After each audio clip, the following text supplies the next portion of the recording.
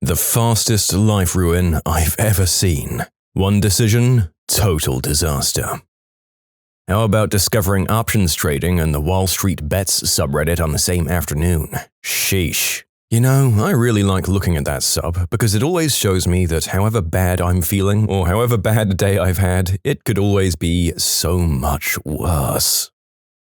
My best friend got into some pretty bad friendships after I left the country. He was a smart guy and I'd never expected him to destroy his own life that way. He started doing hard substances and even brought codeine cough syrups from pharmacies, and he somehow separated the codeine out and got dosed up with that. One time he told me he got so drunk and medicated with his new friends that they went to take a trip near garbage cans next to his friend's flat. He found some dirty t-shirts in the trash and put them on himself, then he fell asleep in one of the garbage cans. Apparently, he stopped breathing, was unresponsive, and his friend, who was also dosed up, called emergency and they barely saved him. In the hospital, they told him something about his liver and how the tests they ran showed that he essentially had liver failure.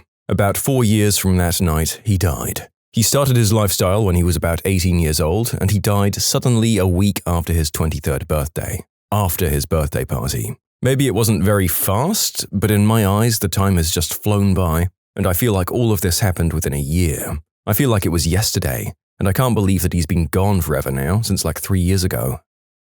A lady we knew had a few drinks after work and then decided to just drive home. She ran a stop sign, T-boned another car, and killed 3 people. She's still in prison. Don't drink and drive. Yep, even if the crash isn't your fault and you were drinking, well hey, now it's your fault. Not worth it at all. I was friends with a local graffiti artist who knifed another artist over wall space, got charged with first-degree murder initially, and was eventually convicted of second-degree murder. That is wild. Whole damn world is full of walls, man. Yeah, well, so was prison. In high school, one of the teacher's relatives was driving to school in the morning when she decided to do air duster while driving. No clue why she'd think that was a good idea. It ended with her wrapping her car around a tree or telephone pole. Can't exactly remember which one. It was a wild thing at the time when substance deaths weren't common where I lived. Well, we're barely into this topic and already the simplest takeaway seems to be just not to mess with your senses while you're driving. There'll be more elaborate stories, I'm sure, but surely we can all agree that we shouldn't do this one thing. It's too easy for it to go wrong. Also, yes, I do have a massive cold right now, so bear with me. My ex-boyfriend, Matt, was a big fan of the film Trainspotting. He got into reading a bunch of Irvine Welsh stories and developed his intense curiosity about smack. He wanted to try it, just one time, he said, just to see what was so worth everyone throwing their life away for. I begged him not to do it, and he agreed that it was a dumb idea. A couple of weeks later, Matt confessed that he had tried it, he had loved it, and it was the best feeling he had ever had in his life. He swore it was just a one-time thing, and then it was a random once-in-a-while thing, then it became a weekend thing. I dumped him eventually because it became a daily thing.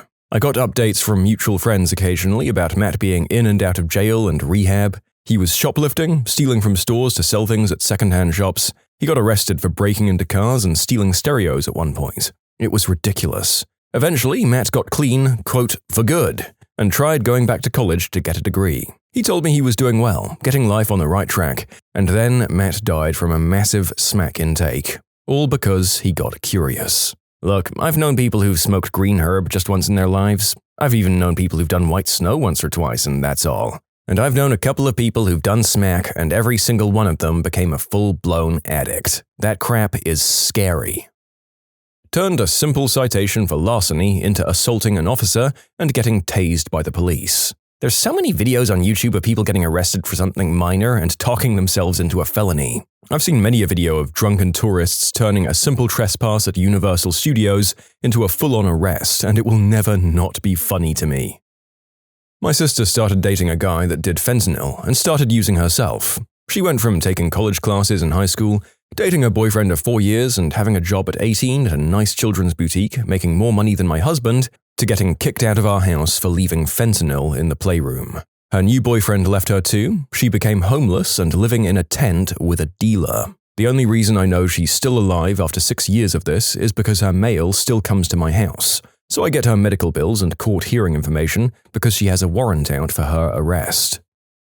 A friend of mine who rarely drank or even had a parking ticket went out on a date, for the first time after his divorce. He drank 2 very strong margaritas and headed home.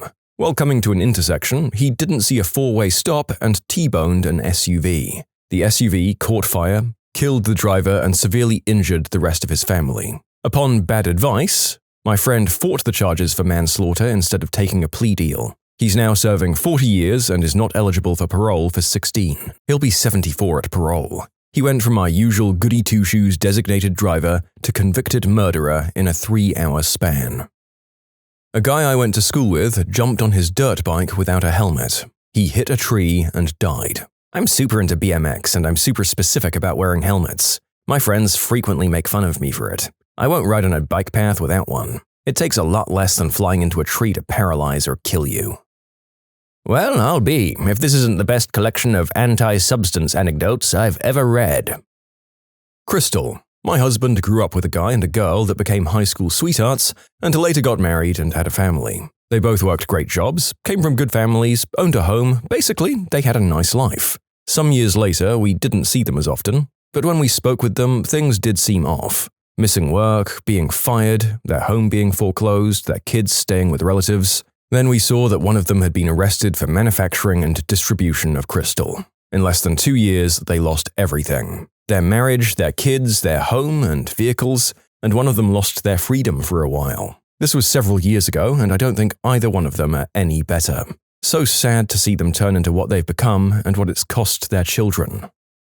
In Belfast, there was a barbecue place called Bibs and Ribs. They decided it was in their best interests to put a sign out the front of the restaurant saying, "You can beat the wife, but you can't beat a £5 meal deal." Quite understandably, local female rights groups protested this, and in response to it, the owner went on the radio and said words to the effect of, "Look, listen here, we hire folks with special needs." Effectively, he was trying to say it was some R-word that we hired that wrote that, not me. Business effectively failed in real time. Oh my god, that is both awful and absolutely hilarious. When I was in the Air Guard, there was a crew chief, a kind of plane mechanic, who got his bachelor's degree. All of the other crew chiefs took him out to celebrate. They only had a couple of drinks and went home, except for one. He stayed and got drunk and decided to drive home himself. He T-boned a 22-year-old on his way to work, paralyzing him from the waist down. Our wing commander offered to let him leave the military with an administrative discharge if he pled guilty in civilian court, rather than a possible dishonorable discharge if he fought the charges. The reason was that with an administrative discharge, his wife and kids would still get his VA loan and GI Bill. When they stopped taking their bipolar meds because they'd convinced themselves they no longer needed them. Went from having a good job, good life, to having warrants out for their arrest and doing several years in days. Years ago, I had a coworker who wasn't very good at our job. It was customer service, and she was terrified of the customers. We had scripts taped to our workstations, and she'd forget to read them and panic over what to say. I used to lean over and say the next line for her. It was like she couldn't learn. It happened enough times that you'd think she'd retain it. She was much older than me, but not old enough to explain it. She didn't come into work one day, and it turned out she ran someone down with her car over a parking space dispute. She was quoted in the news article as saying, "I'm really scared right now," when asked for comment. It kind of sounds like she was mentally ill for quite some time before the incident. Knew a guy who got a DUI the night before his wedding. The bride found out from the police station. Whole thing cancelled in 6 hours. One choice, that's all it took. I really, really hope this guy took this lesser form of life destruction as a lesson, because there are so many more awful stories of what can happen when you do this sort of thing in this video. Please, be someone who learns from the punishment instead of resenting it. I knew a guy who was what is known as a shunter at King's Cross Station in London. He was train mad and really wanted to be a train driver. He fulfilled his dream of becoming a driver and then was overheard on a recorded phone call talking about going to a party and bringing the gear. He was sent for a screening and failed a substance and alcohol test. He was sacked immediately. White snow. In less than a year, my friend had zero motivation, lost her friendships basically, ruined her relationship with her boyfriend, doesn't drive, doesn't work, was super selfish, and has basically no money. Gave herself high blood pressure and a heart problem. So that stuff and day trading can have the same effects. I did an exchange program between high school and college. It was a big deal too. Like even being accepted on the exchange looked great on admissions. The alumni network was very impressive and very active, and we got a nice scholarship to college for completing it, on top of the whole program being free. We were in Germany, and so we were legally old enough to drink. But that was absolutely forbidden by the program. 3 of us were out of town and stopped for lunch, and one girl, despite our advice and peer pressure, ordered a beer. Then she took a picture with it, and meant to WhatsApp it to her friends back home as a "Tee, look at what I'm doing," and accidentally sent it to the group chat for the program instead, which included the program head. She got sent home. She had to pay back thousands for the trip, which would have been free if you'd completed it, but if you got sent home, you had to pay.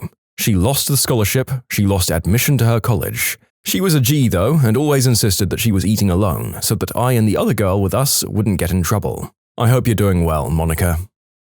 You can submit your own stories to be featured here on the channel. The story submission link is in the description below. Don't forget to subscribe to Am I the Genius? 2 guys who I knew growing up. One became a cop. A couple of years ago, they were out drinking, and the cop, who was off duty at the time, was driving them in his personal car with a blood alcohol content 3 times the legal limit. He crashed into a tree. The other guy wasn't wearing a seatbelt and was killed. The cop is no longer a cop and is now sitting in jail.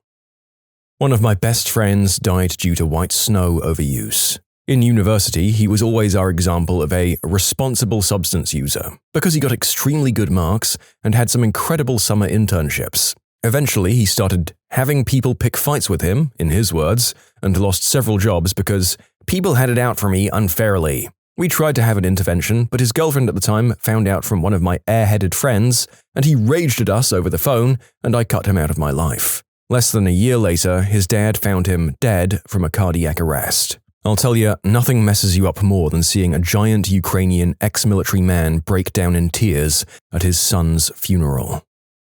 My brother gave his motorcycle helmet to the girl he was riding with. She made it, he didn't. Had a customer that decided to try substances to expand his musical abilities. He ended up on some form of animal tranquilizers and knifed his girlfriend to death. He's still in prison. Another customer, so desperate to get some, posed as a woman on Facebook and befriended other women, exchanged intimate photos, which he'd stolen from a friend's phone, and then would recommend himself to them to set up a date. He'd then use the photos to blackmail them into doing the deed with him. For a variety of reasons that we can't actually specifically name here, he went into prison. He's still there. But the worst was my stepson. His mother and I split, but he was always staying in touch. He got into crystal and things didn't go well. Was in a restaurant in New Mexico, and an innocent bystander, quote, got in my way. So he brutally attacked and maimed them. She survived, and he's awaiting sentencing and is looking at 25 years inside. A friend of mine bought a decent but beat-up Golf, expecting to pass his test first time. Well, he didn't pass, got angry that he didn't pass, and went out for a drive. Got scanned by an ANPR camera, no insurance, no registered keeper, not meant to be on the road. Police tried to stop him, he had other ideas, and he wrapped his car around a lamppost at 70 miles per hour. He told me he regrets everything he did that night, and he told me that from his wheelchair after his 4th back surgery. I'm so confused by people who run from the police. It's not like they can get away from trouble because they drove off. She cheated on her husband of 20 years with her high school senior daughter's boyfriend, who got her pregnant. Refused to acknowledge to her husband or daughter that she did anything wrong, only to find out weeks before her delivery date she was stage 3 cancer. Her 19-year-old baby daddy wasn't emotionally equipped to help her and cheated on her with her best friend and essentially died alone with her lover boy and best friend now raising her daughter, who'll have zero memory of her. The Sharon Moore saga was an incredible 24-hour news cycle. An affair? Bad. Getting caught, losing your job and threatening your ex? Badder. Everything exposed on national news to the point that even people who'd never heard of you know your story? Baddest. Cousin's best friend thought he was muted on Zoom and dropped a hard R word referring to another manager to the person next to him. He was fired and blackballed in his industry. He couldn't find another job before he lost his house. He does suck though. Oh boy, I've got one that's unfolding in real time. Friend of a friend I've traveled to a couple of Formula 1 races with. Late 30s, married, kids, $200K job at an F100 company in a medium cost of living city. Big house, white picket fence, nice truck, constant travel, genuinely living the dream, like objectively winning at life. And then he speedran his self-destruct in every category. In roughly 2 months, his wife left, taking the kids. He became convinced the neighbor was involved, started shouting at them and getting in their faces every day, got arrested, got out, went straight back to getting aggressive with innocent bystanders, so got arrested again. While this is happening, he emails the CEO of his $500 billion employer asking for money, not a loan, not a cash advance, just for $1 billion, and is immediately fired. I've seen screenshots. The emails are unhinged. Now he's banned from his house and living in a $500 a night hotel, working on his business plan, in his words. He's convinced that he's cracked capitalism and has a roadmap to make trillions. He posts non-stop on Facebook, Instagram, and LinkedIn, declaring himself a visionary business mogul. Tags everyone: CEOs, celebrities, politicians, and yes, that does include Trump, on LinkedIn, multiple times a day. Last we heard, he got arrested again last week for reasons unknown. Radio silence since then, so we assume he's still in jail. From dream life to LinkedIn tagging billionaires, from a jail cell, in under a year. Honestly impressive in the worst possible way. You know what? I know this story didn't specifically say that he was using, but this sure as heck sounds like he was. It's one of those turnaround transformations that was either that, or he got a brain tumor or something that was drastically affecting his behavior. Both eventualities are heartbreaking. Guy, who I'll call Joe, I went to school with, peaked in his teens.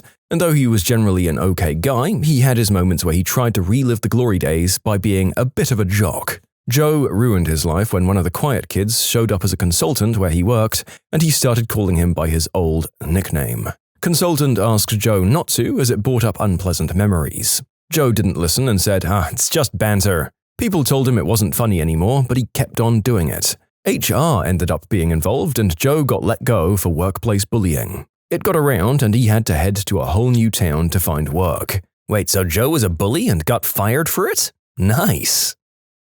After a number of years sober, I relapsed into substance use. I had love, a home, I had a future, I had a child. 1 week of speed eliminated all of that.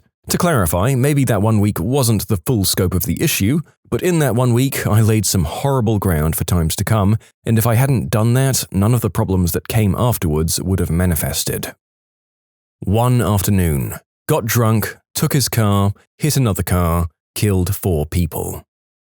My father married my mother to spite his own. Not a good match at all. He was extremely unhappy for 11 years, and instead of leaving, he just drank and ate. A lot. Most of my childhood is remembering my father drunk eating whole pizzas. Got up to 370 pounds at one point. Now he's 53 with the body of a geriatric and walks with a cane. He has nerve issues in his brain from drinking and is on disability. He has severe memory issues. He's remarried, stopped drinking and lost all of the weight and is happy now, but the damage is already done. He can't work and can't do much without feeling like he's going to pass out or fall over. It's terrible to see him like this. Health is wealth, and we only get one body.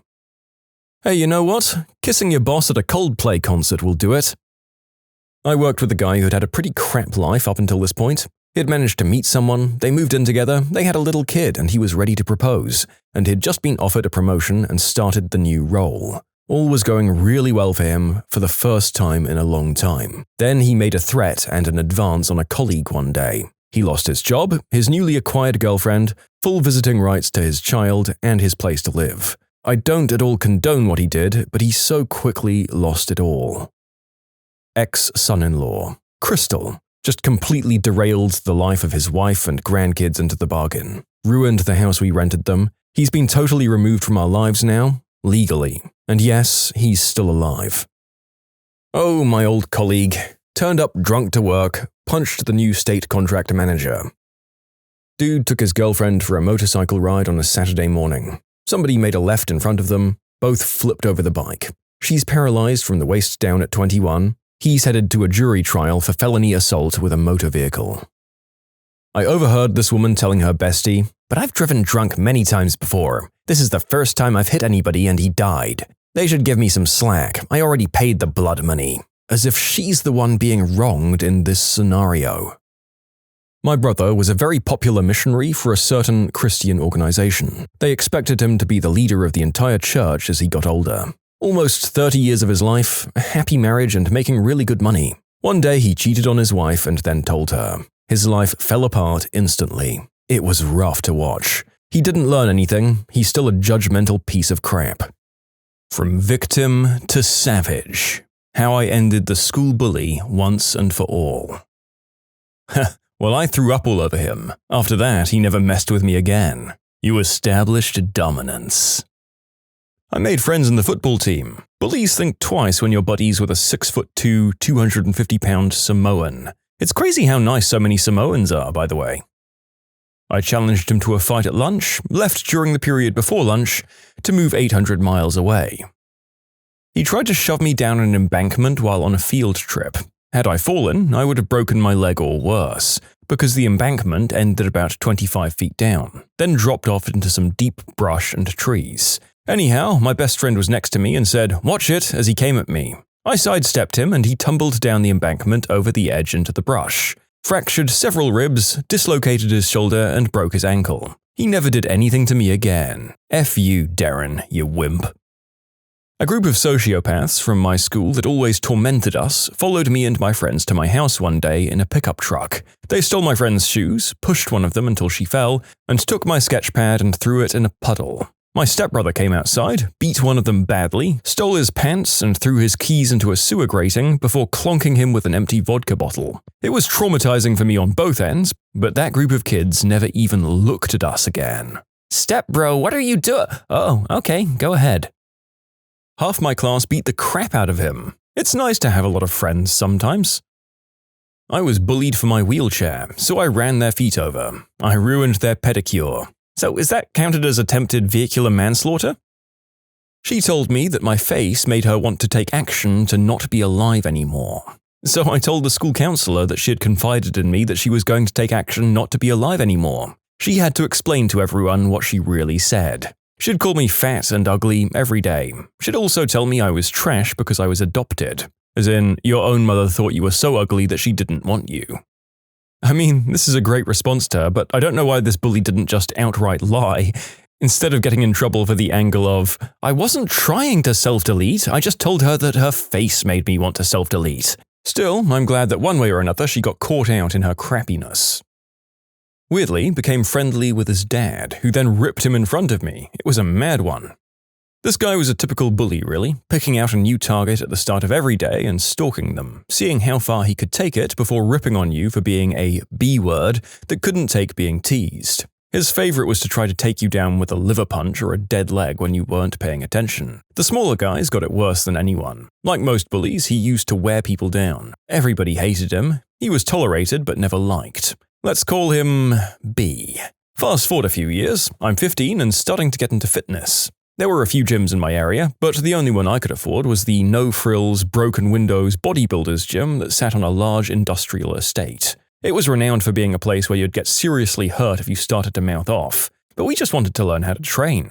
So one day, me and my friend walked in there like scared puppies and asked to sign up. The owner, Mark, took us around and introduced us to everyone, and from that moment on, they treated us like royalty. They loved the fact that we were taking an interest. If we were unsure of an exercise, they'd stand with us and take us through it step by step, spotting us as they talked through the anatomy of the muscles. Soon, we knew everyone. Tekken, the guy so big he looked 3D. Paulo, the guy that used to train his legs every day and had to wear chef's pants. Bry, the fellow that used to eat a Costco chicken for breakfast and one for tea. Such a mix of characters. Maybe about 6 months in, my mate goes on a holiday, and I decide to go and do a workout late one evening. I walk into the gym, and B is sitting there behind the reception desk. He was surprisingly cool with me, asking how long I'd been training and what I was planning to do that evening. After a chat, I walked into the gym and kept my head down and began my workout. I was a few sets in when I noticed him staring at me. I knew he was going to do something because he couldn't frickin' help himself. It started with pushing down on the barbell when I asked for a spot.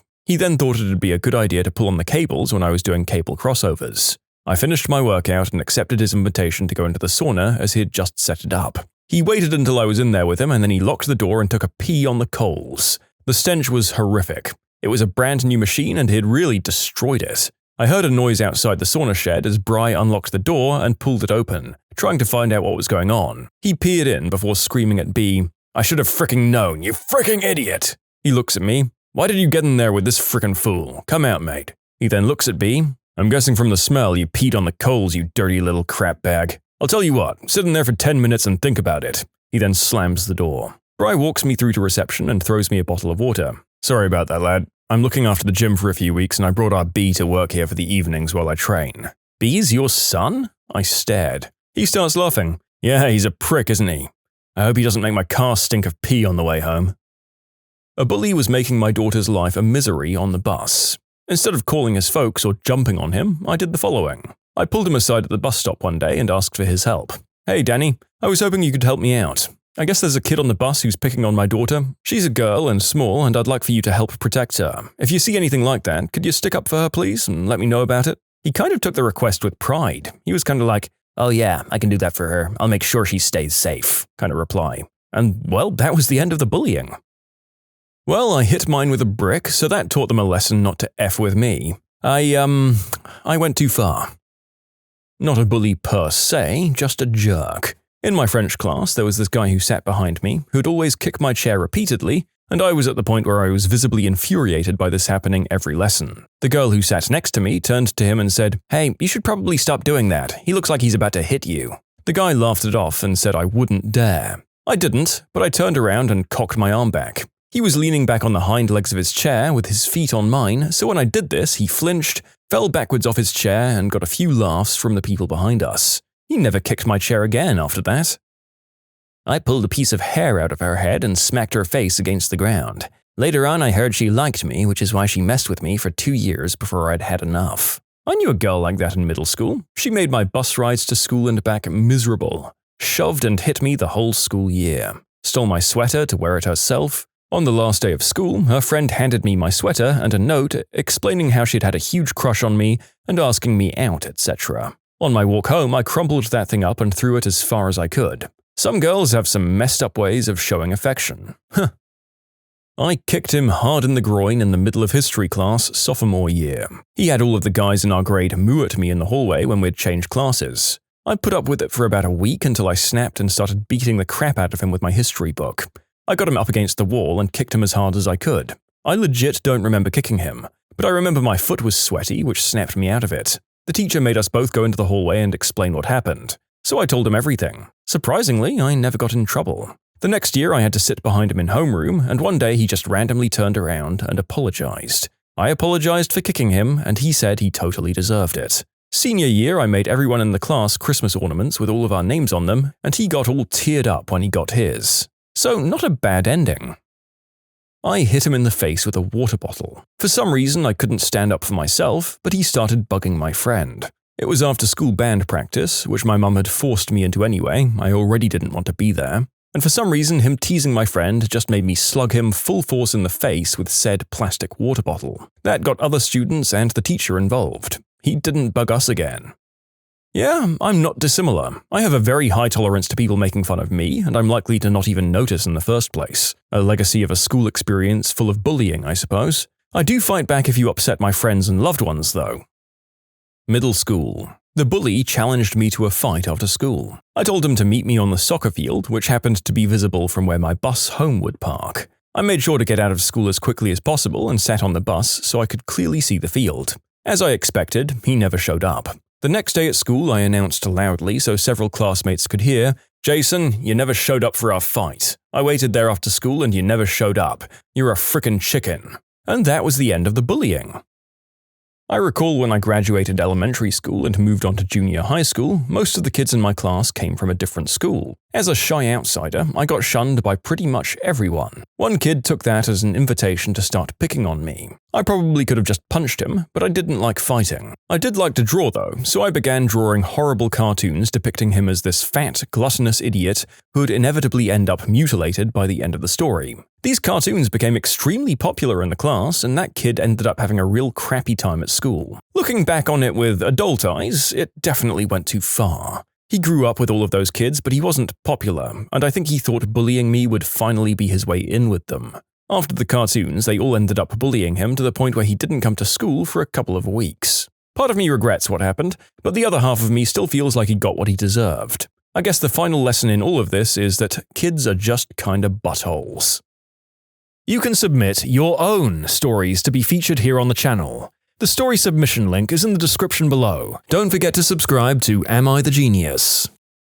I grew up in a rough area. Fortunately, I was attending the same school as my older brothers who would look out for me. For a while, I'd been targeted and picked on by a particular individual, and his entourage would cackle like hyenas every time he pulled my tie, kicked my shin, or shoved me. I had no idea who these bullies were, but I was a geeky kid, so I can only assume he'd seen me as an easy target. So, after relentless bump-ins with this guy, he finally took things too far and shoved me down a long flight of stairs at the school. I was only a little hurt, but pretty shaken up, as I heard the echoes of his friends laughing and walking down the hallway. I immediately went to find my brother and asked him if he could beat up my bully. My brother walked around the school with me trying to find out where this guy would hang out at lunch. Once we found him, my brother said, "You go and you beat him up." I was pretty taken aback because I thought he'd agreed to fight him for me. Again, I was a geeky kid. I started to back out. When my brother said, "Fine, let him bully you," suddenly I was back in. But I didn't know how to fight. "I've got your back, don't worry,"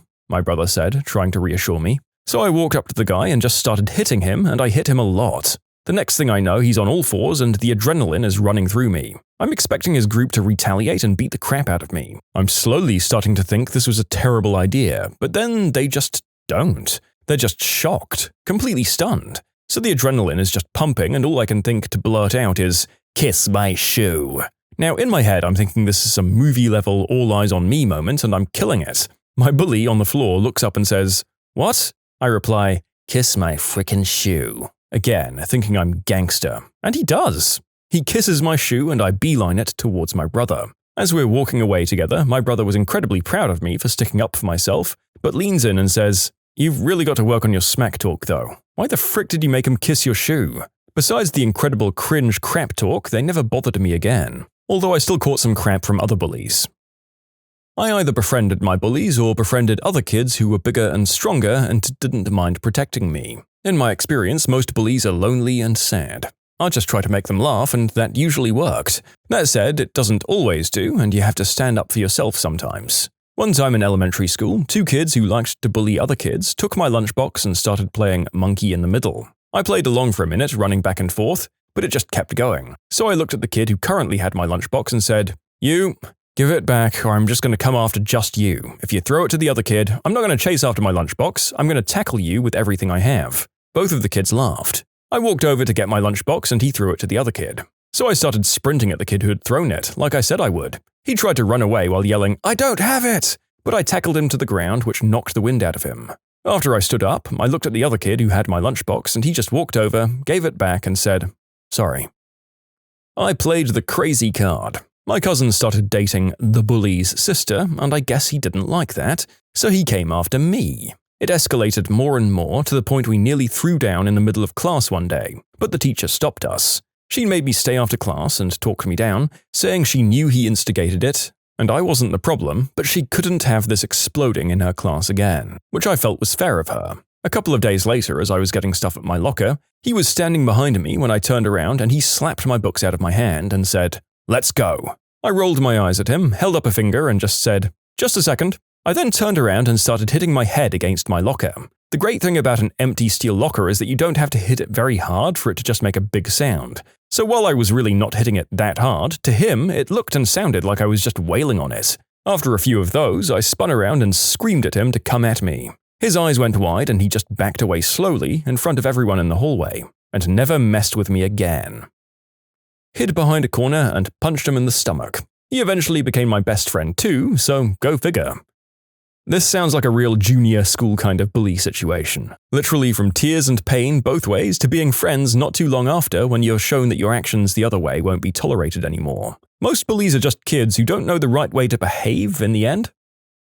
Headbutt. Broke his nose. Got expelled 2 days, but I'm really happy I did it. I don't remember him bullying anyone else after that. I didn't.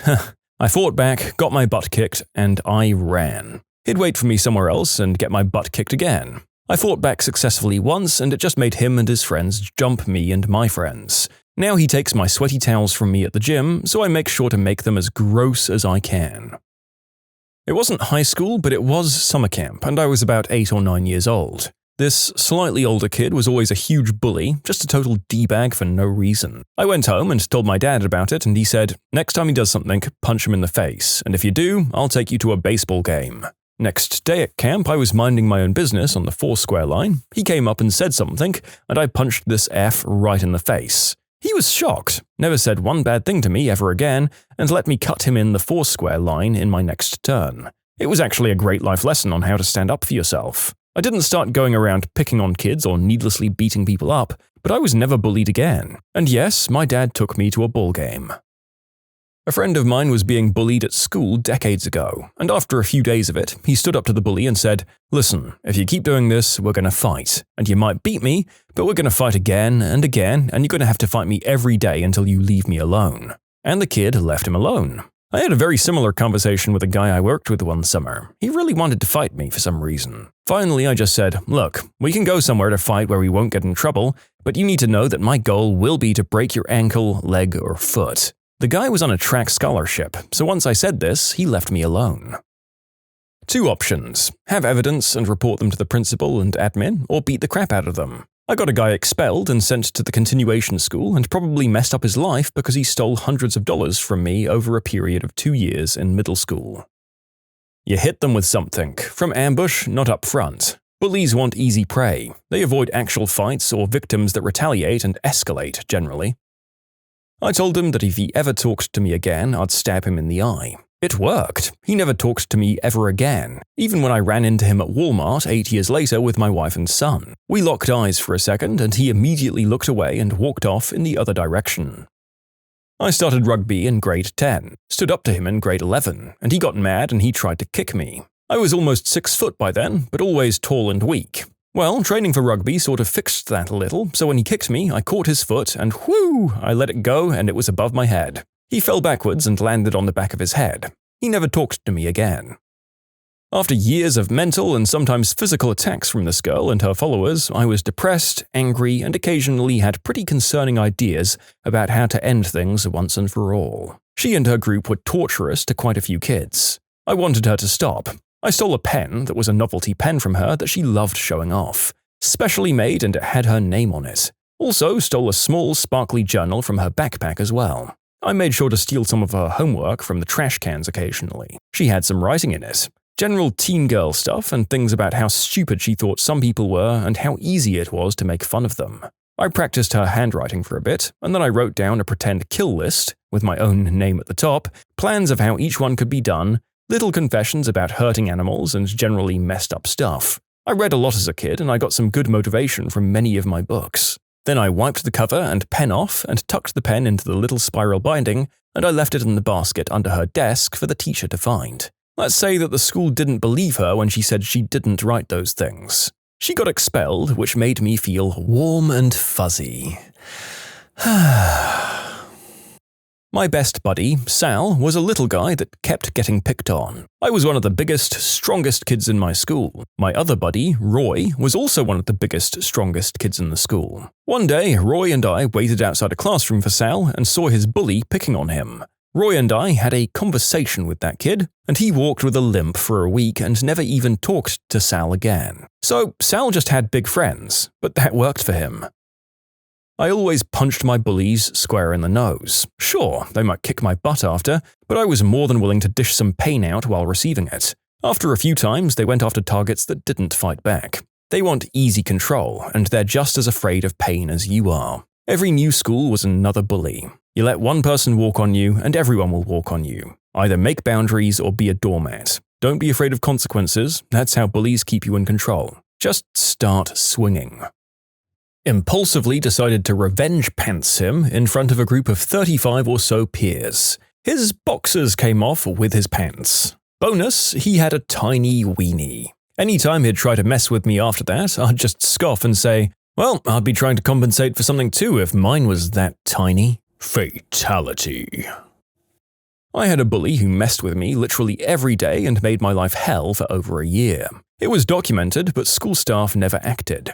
Had enough of getting picked on one day, so I decided I wasn't going to put up with it. He came up behind me and slammed my face into my locker. It was his modus operandi. So I turned around and I hit him. I didn't stop hitting him until he was unconscious. The track coach asked why, and I said, I had to handle the problem because you refused to. I got banned from after-school sports, but nobody ever gave me a hard time for the remainder of high school. The most terrifying thing they ever saw. Onlookers to deadly attacks give their perspective. I saw a guy push his passenger, an old man, out of a car. The car was screeching, speeding around a corner, the door flung open, and the driver very clearly pushed the old man out. Not the greatest thing for a 10-year-old to witness. The even weirder thing was that as I stood there in shock while the old man was completely still on the road, a weird guy walked past me, chuckled and said, "It wasn't you, was it?" and then chuckled again. It hasn't affected my life, but I think about it every now and then. I didn't actually witness the thing, but I saw the direct aftermath seconds later. The owner came home drunk to a house that I was at and demanded he speak with one of the occupants in the backyard. A little bit afterwards, their dog was freaking out, demanding it to come inside. I went out back and the dog led me to them. The husband had offed her and then himself. She was gone, but he still had labored breathing as he passed in front of me. It's still one of my most vivid memories 21 years later. I was at the grand opening of a sports bar the night Manny Pacquiao fought Chris Algieri. The bar was jam-packed beyond belief. So packed that you couldn't get back to your table without shimmying through the other patrons, trying not to put your butt on the backs of their necks and stuff. Anyway, a guy who'd paid entered and had some drinks, and then went outside to take a smoke break.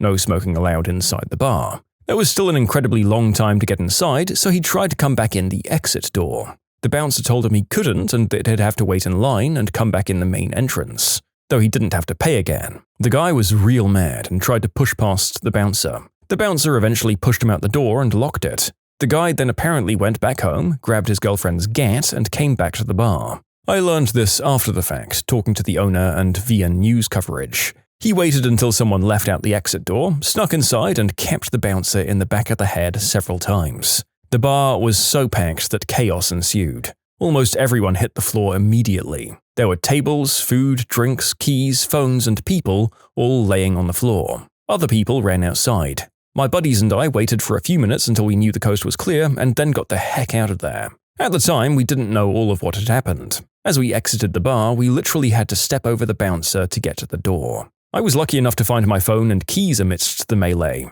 One of my buddies found his keys, but not his phone. He never got it back. Sadly, that sports bar never really recovered from that incident. It closed down for about a month before reopening, but it never achieved the popularity that it should have had due to that incident. I think the most challenging thing for me to get my head around with some of these is how little a push it takes to bring some of these people over the edge. And that if this can happen, maybe the next person who we slightly inconvenience could flip out the same way. It's creepy as all hell. Worked in a pub when I was younger. Walking around, cleaning tables and emptying ashtrays, back in the days when you could smoke indoors, there were a couple of guys standing at a high table talking. Another guy comes in and starts shouting with one of the group, getting a bit heated, so I go over to ask them to calm it down and remove all empty glasses and bottles from the area. As I'm talking to them, the lone guy lunges with a knife, misses me, but goes in the chest of the other. He moves into bear hug mode with this guy he'd just shanked and continues to shank him further, 14 times in the back before running out of the building. Spent what seemed like hours putting pressure on the wounds, waiting for an ambulance, but the guy was gone before they got there. The police caught the guy, I gave a statement and spent a few days in court giving evidence and helping get the guy jailed. Not something I ever want to experience again, as it messed me up for quite some time. When my dad first moved to North Hollywood in the 80s, he woke up one morning to some guy getting beaten by 3 guys, one with a baseball bat, across the street from his apartment. Police were called, but the guy ended up dying on the scene, and my dad watched it all from his bedroom window. I don't remember if he ever learned any more details. Welcome to the neighborhood, Dad. When I was 10, my uncle attacked my mum's boyfriend at our house. It wasn't in the house, but he chased him through our house and offed him outside of it in front of the place. It really destroyed a part of our family, as well as the relationship between my mum and grandmother. It was 30 years ago, and I'm the only one alive besides my uncle that was there that night. Kind of therapeutic to talk about. I was working in the off-campus residences at my university. Over Christmas break, when most of the students had gone home, I was still there keeping an eye on the place. I was in my little office that was in one of the apartment blocks when I heard a pop, pop, pop, pop, pop noise. It really sounded like some kids were just letting off small fireworks in the stairwell or something. I looked out of my office window, which was just outside of the bottom of the stairwell, facing south, to see if I could see what was up. As I looked out, 3 or 4 guys came running down the stairs and took off running to the east towards the complex entrance. About 10 seconds later, another guy comes down the stairs and slowly walks off towards the southwest. I went outside to check and see if or what damage had been caused by the fireworks, and went up the stairwell. As I got to the top, there was no firework debris or smoke or anything, but I saw a cell phone lying on the ground and a small, single hole in the wall besides the door of one of the units.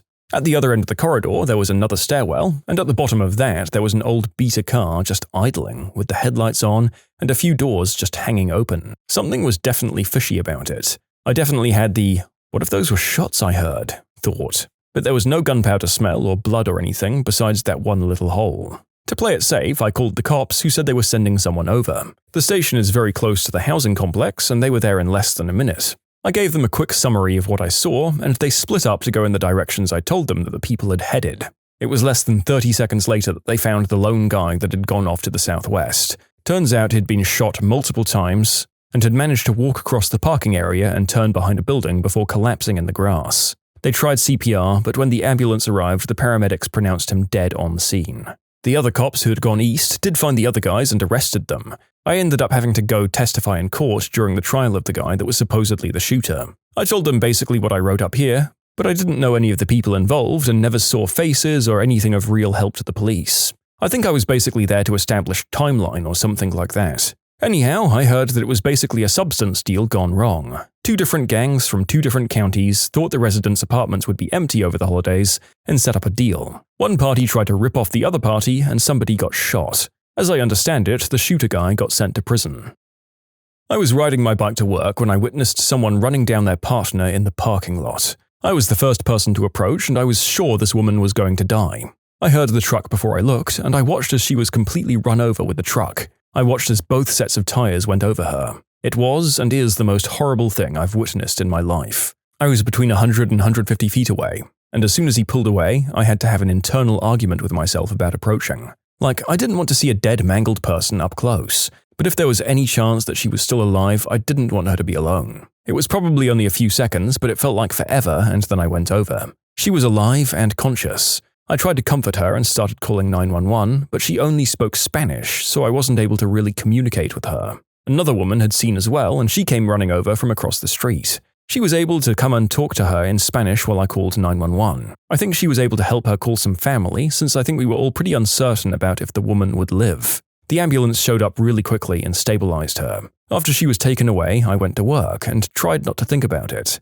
I actually actively avoided learning anything about the story until writing this, because the uncertainty of whether she died or not allowed me to believe she was okay. I didn't want to know if she had died. So I finally looked up whether she made it or not, and this is the first time I've even tried to look up anything about that day. I'm really happy to say she made it, and I hope she's doing well. Seeing someone try to do this changes you. I don't think about it every day, but it definitely haunts me.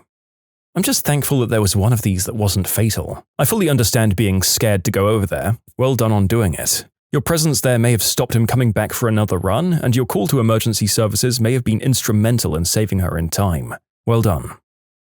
This was when I was in 2nd or 3rd grade, so late 80s. My friend's mum had picked us up from school in her station wagon, and I was in the very back. There were probably 6 or 7 of us kids in the car, and we were stopped at a traffic light across from a homeless shelter, about to get onto the interstate. This guy was walking down the street with an armful of chewing tobacco and drops a pack. A homeless guy leaning up against a wall picked it up. There was an angry exchange in which the guy refused to give back the tobacco, so the other guy kicked him and repeatedly stomped hard on him on the sidewalk. It really looked deadly. I was walking home one day and I saw a couple arguing. The guy started walking off, away from the girlfriend's car, and apparently she wasn't happy with that.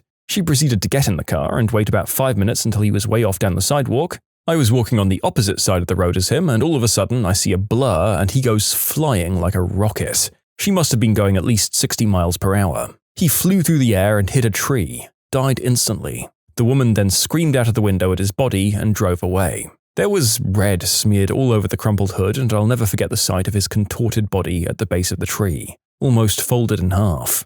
I had to talk to the police, and within the hour they caught her at the car wash, trying to clean the viscera off the hood and grille of her car. I was 16 at the time. For those of you concerned, thank you. I actually did have to see a therapist for a few months after. I'm doing very well right now. However, I don't think I'll ever fully get over it. It's one of those things that always sticks with you. You can submit your own stories to be featured here on the channel. The story submission link is in the description below. Don't forget to subscribe to Am I the Genius?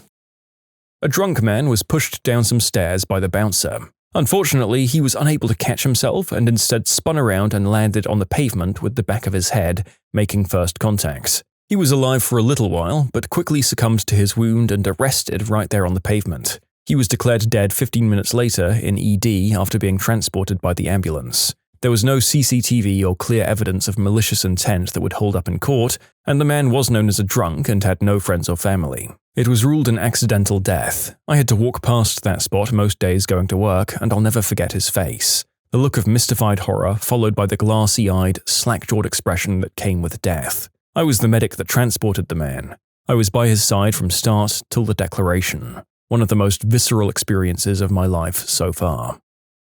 I live in Syria, and I've been forced to leave my house due to terror attacks on our city. My family and I lived for 2 days under light artillery between rebel soldiers and regime-affiliated troops that lived in the neighborhood. As I looked through the window, I saw a rebel soldier running with a rocket launcher, screaming. There was a hole in the building in front of him, and the 3 men inside had been blown to pieces. He quickly took one in the chest and laid down on the ground dead. Oddly enough, and luckily for me, this incident didn't make any permanent damage on my well-being. I speak of it with the family sometimes to remember how we miraculously managed to survive. I saw my neighbor killed in cold blood on my own driveway. My neighbor was helping his lady friend escape a very problematic relationship. Then her ex hunted her down. I saw my neighbor walking back home with her after they went to get food for his kids. I heard 3 loud pops. I ran outside to find her screaming and him blown out of his shoes and into my driveway. He had a hole in his chest big enough to put my fist in. There was nothing I could do to save him except sit with him and hold his hand while I prayed for him to pass quickly. I'll never forget that night. 48 hours later, I broke the lease on my house and moved in with my boyfriend, who lives in a much safer borough. You were an awesome neighbor and wonderful father, Kane. You're certainly missed. So I live in a country where it's pretty normal for public buses to steal each other's routes and schedules or whatever. When I was 8, I was in one of those buses. I guess my driver was the one acting wrongfully. Along came another bus. This was early in the morning and both buses were full. I was going to school, 2nd grade. The driver of the other bus stops my bus. Both of them get out to yell at each other, and the second driver has a piece, but he's older and more feeble. So my driver grabs the weapon and shoots him once.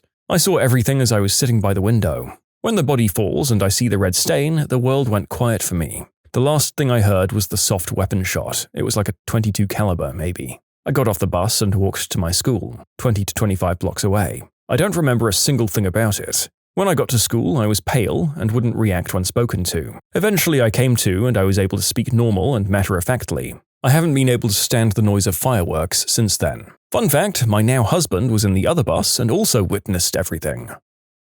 I was 16, driving down the highway in the passenger seat of my mum's car. About 3:30 p.m. Traffic came to a complete halt and we were in the right-hand lane. So as we're creeping along, a semi-truck appears on the shoulder of the highway, door swung wide open. As we move past, there's a trail of blood down the doorstep onto the concrete and then leading about 20 feet further down the road. As we crept further, the trail of blood ended with a man lying face up, completely covered in blood. There were no police or ambulances there yet. This was on a highway in the suburbs of a major metropolitan area in the US, so plenty of people saw before the scene was taken hold of by emergency services. Turns out the truck driver had a partner with him. They got into an argument and the passenger shanked the driver like a dozen times and then escaped. The murderer was caught about an hour and a half away, 1 state over, 2 days later. I have to imagine that I was about 5 minutes behind the truck pulling over because the police can be in that spot in about 30 seconds. Being in the passenger seat in the right lane of the highway, I was about 10 feet from the body. Haunting image. Just so happens I was on my way to a therapy appointment, so that overtook whatever else I was planning to discuss that day. Oh, that was definitely a curveball for your therapist and whatever they were planning on getting you to follow as part of your program that day. My goodness. I saw my cousin get taken out. We were back in my hometown. He was sitting in his car in front of my aunt's house and he was shot down. I was on the porch with his siblings. It was random, but he didn't live the most righteous life, so we honestly never knew the motive, and they never found out who did it. I was about 8 or 9 years old and we were in a vacation in the vacation village. While we were doing checkout with my family, my father was at the desk while we were waiting at the lobby couches. An argument broke out between two guys who were at the lobby bar. I don't actually know what it was about because it was in another language. One of the guys grabbed a bottle, smashed it, and attacked the other one, hit him in the neck. That guy fell on the floor and there was blood all over the place. My mother closed my eyes after that and took us out while other people got involved. Years later, I've learned that guy lost his life. In the parking lot of a strip mall in Washington state, a guy walked into a jewelry store and did an armed robbery. Plainclothes security guard waited until the robber exited and shot the robber in the back. I was in a car and I didn't hear the shot, but I did see him fall and some shoppers gathering around his body. We drove by slowly to see if help was needed. When I saw how fast the pool of blood was spreading, I pretty much knew he wouldn't survive. I was going to work one day when a van hit a cyclist. I saw the person flying through the air. They looked like a mannequin. I kept talking to their body, but with blood coming out from his ears, I knew he was dead. Unfortunately, they never released the name of the victim. I would have liked to have visited the grave. Some of the other witnesses were messed up, but I was and still am weirdly okay with it. I read that one's hearing is the last thing to go, and if I'm ever in that bad situation again, I'll talk more conversationally. My brother died in a motorcycle accident and someone who saw it apparently held him until the ambulance arrived. I can't imagine how hard it must have been for her, but I'm forever grateful. I regret not telling her so, but I was a teenager and pretty messed up about it for a long while. Thank you for what you did. I've sworn to myself to do the same if the situation arises, even though I think it would torture me. I hope I'd be brave enough, but I truly hope to never have the chance to find out. I used to work at a movie theater. I'd changed the sign near the road in the middle of the night. I saw a taxi pull up to the bus stop.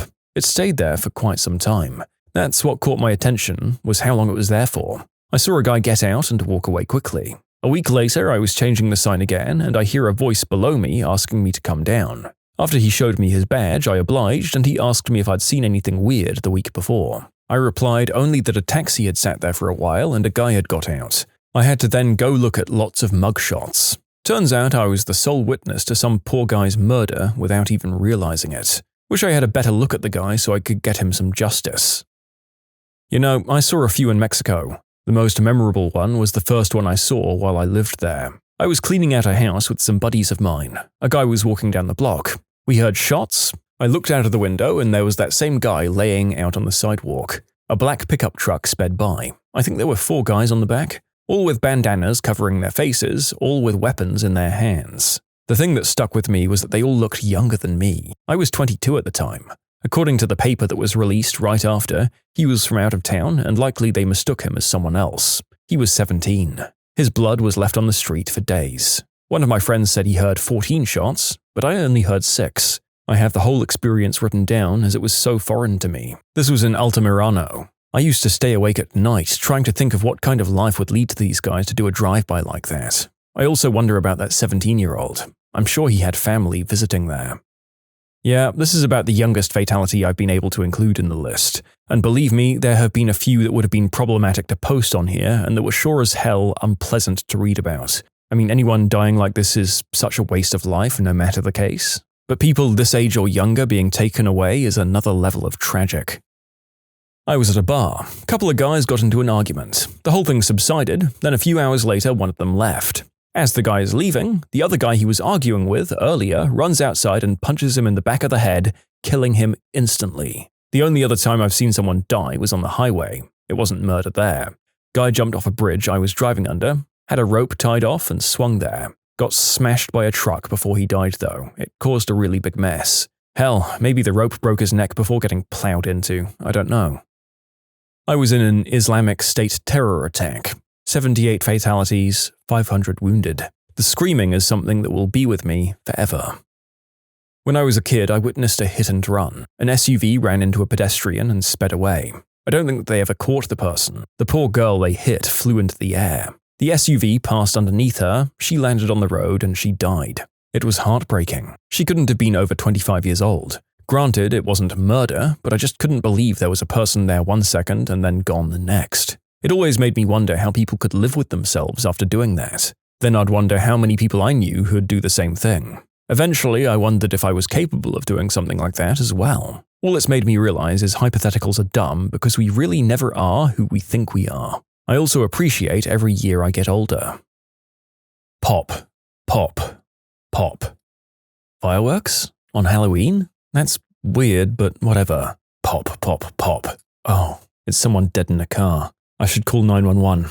For me, the surprising thing was just how anticlimactic the experience was. It was just surreal. I don't know if they ever caught the guy, but it was a substance-related murder. The murderer was in the car with him, so it was probably someone the victim trusted. I'll never forget the day I had to play doctor in public. Crazy symptoms that these people ignored. I saw a man sweating profusely, eyes popping out in the middle of winter with a light sweater on. I told him to go see his GP to get a thyroid blood test today and get referred to an endocrinologist for Graves' disease. He called me crazy and to mind my own business. I ended up seeing him in a clinic the next week during my endocrinology rotation. "Hi doc, sorry I called you crazy." My grandfather was the definition of a walking doctor. He wasn't afraid to ask you about your bowel movements within the first 5 minutes of getting to know you. Sitting on a plane next to him, waiting room of the DMV, lunch, he'd talk with everyone and everything if it meant he got an interesting conversation. One time he diagnosed a person he was sitting next to on a flight with von Hippel-Lindau, which is a rare disease that causes tumors to grow randomly on the body. The guy said specialists he had been to couldn't figure out what caused them, and later contacted him after tests were done for the disease to tell him he was correct in his diagnosis. Have tons of other stories similar to this. Yes, I'm a doctor, and a few months ago my wife and I were at a restaurant and an older gentleman passed out, fell down and hit his head on the counter. He was unconscious for probably 30 seconds. I went over and checked him out. He came to, was a little confused and blamed it on his blood sugar. Actually, passing out from a blood sugar issue rather than bouncing right back and being awake without eating or drinking would be pretty rare.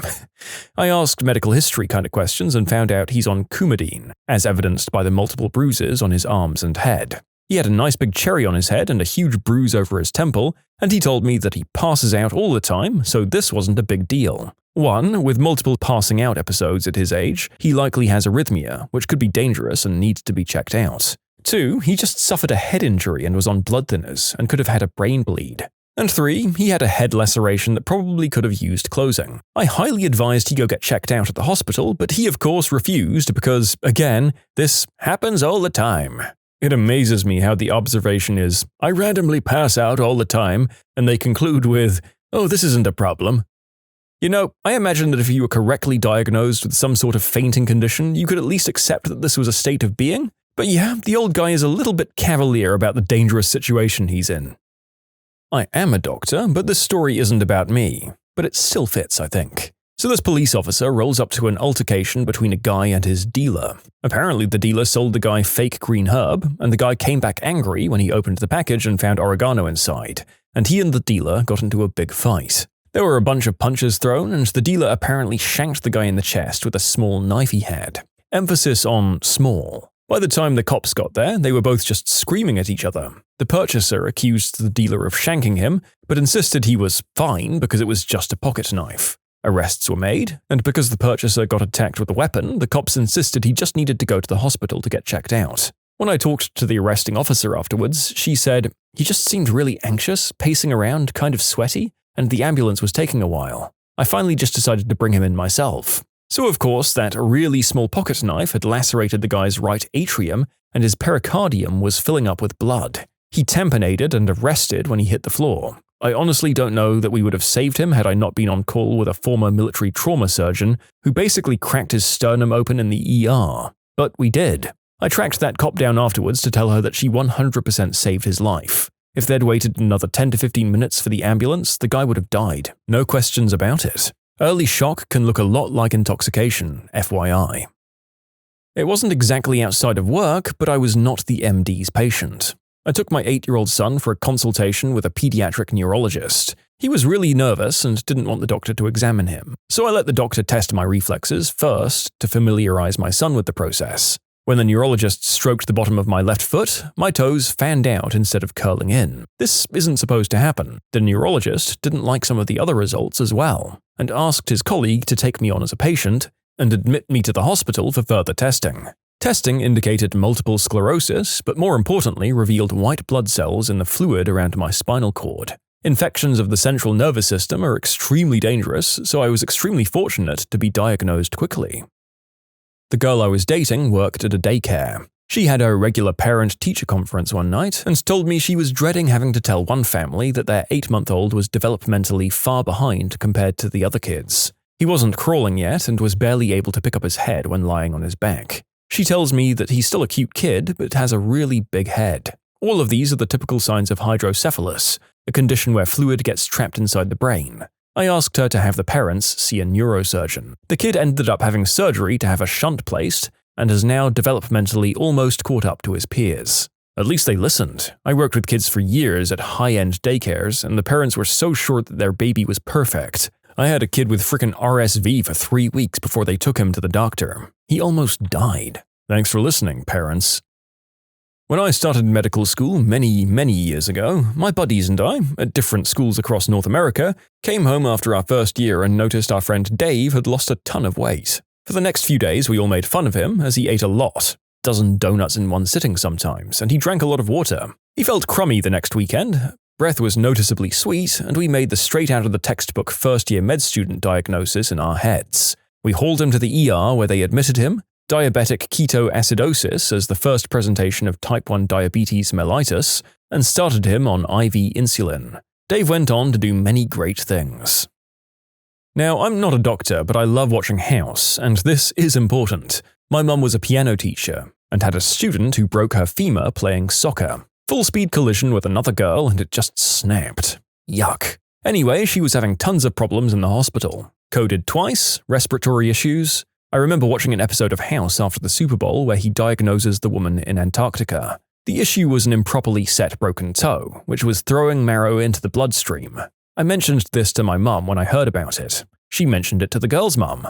The mum brought it up to the doctors. No way. She coded again, so they made the doctors check. Yup, improperly set. Thanks, House. House saved my leg once. I had a flight right after having some pretty major surgery. I was getting a cast set and talking about a House episode where a deep-sea diver gets on a plane the day after a dive, and the pressure change causes him to almost explode. As I'm telling the nurse, she stops suddenly and says, "Oh my gosh, you're getting on a plane tomorrow." She proceeds to cut my cast off and just tape it in place so that my leg and foot had room to expand with the pressure changes. I had to go straight to a hospital after I got off the plane to have a new cast put on. I can't even imagine what would have happened if my leg or foot would have swelled to the extent it did with a skin-tight cast on. House is the man.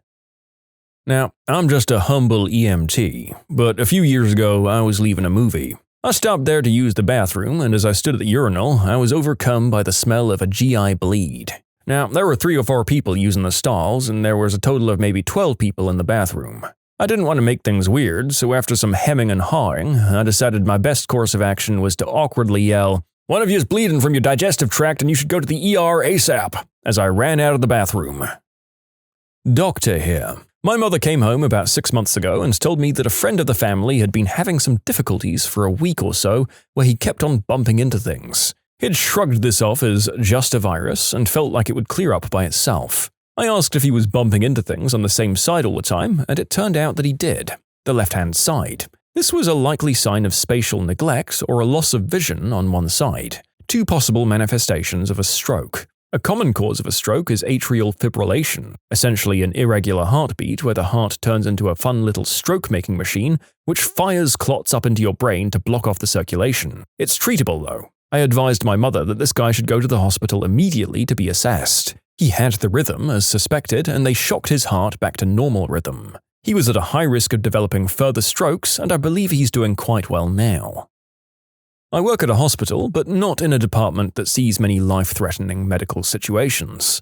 A higher-up in my department went to a fundraiser with a bunch of other department heads, and found herself talking with a neurologist. When she started complaining about an on and off numbness in her fingers, the doctor noticed that her smile was a little uneven. Long story short, she got brain surgery the next day to remove a massive brain tumor. I'm thankful every day that I work with doctors. I can't even imagine what I'd have done if that were me.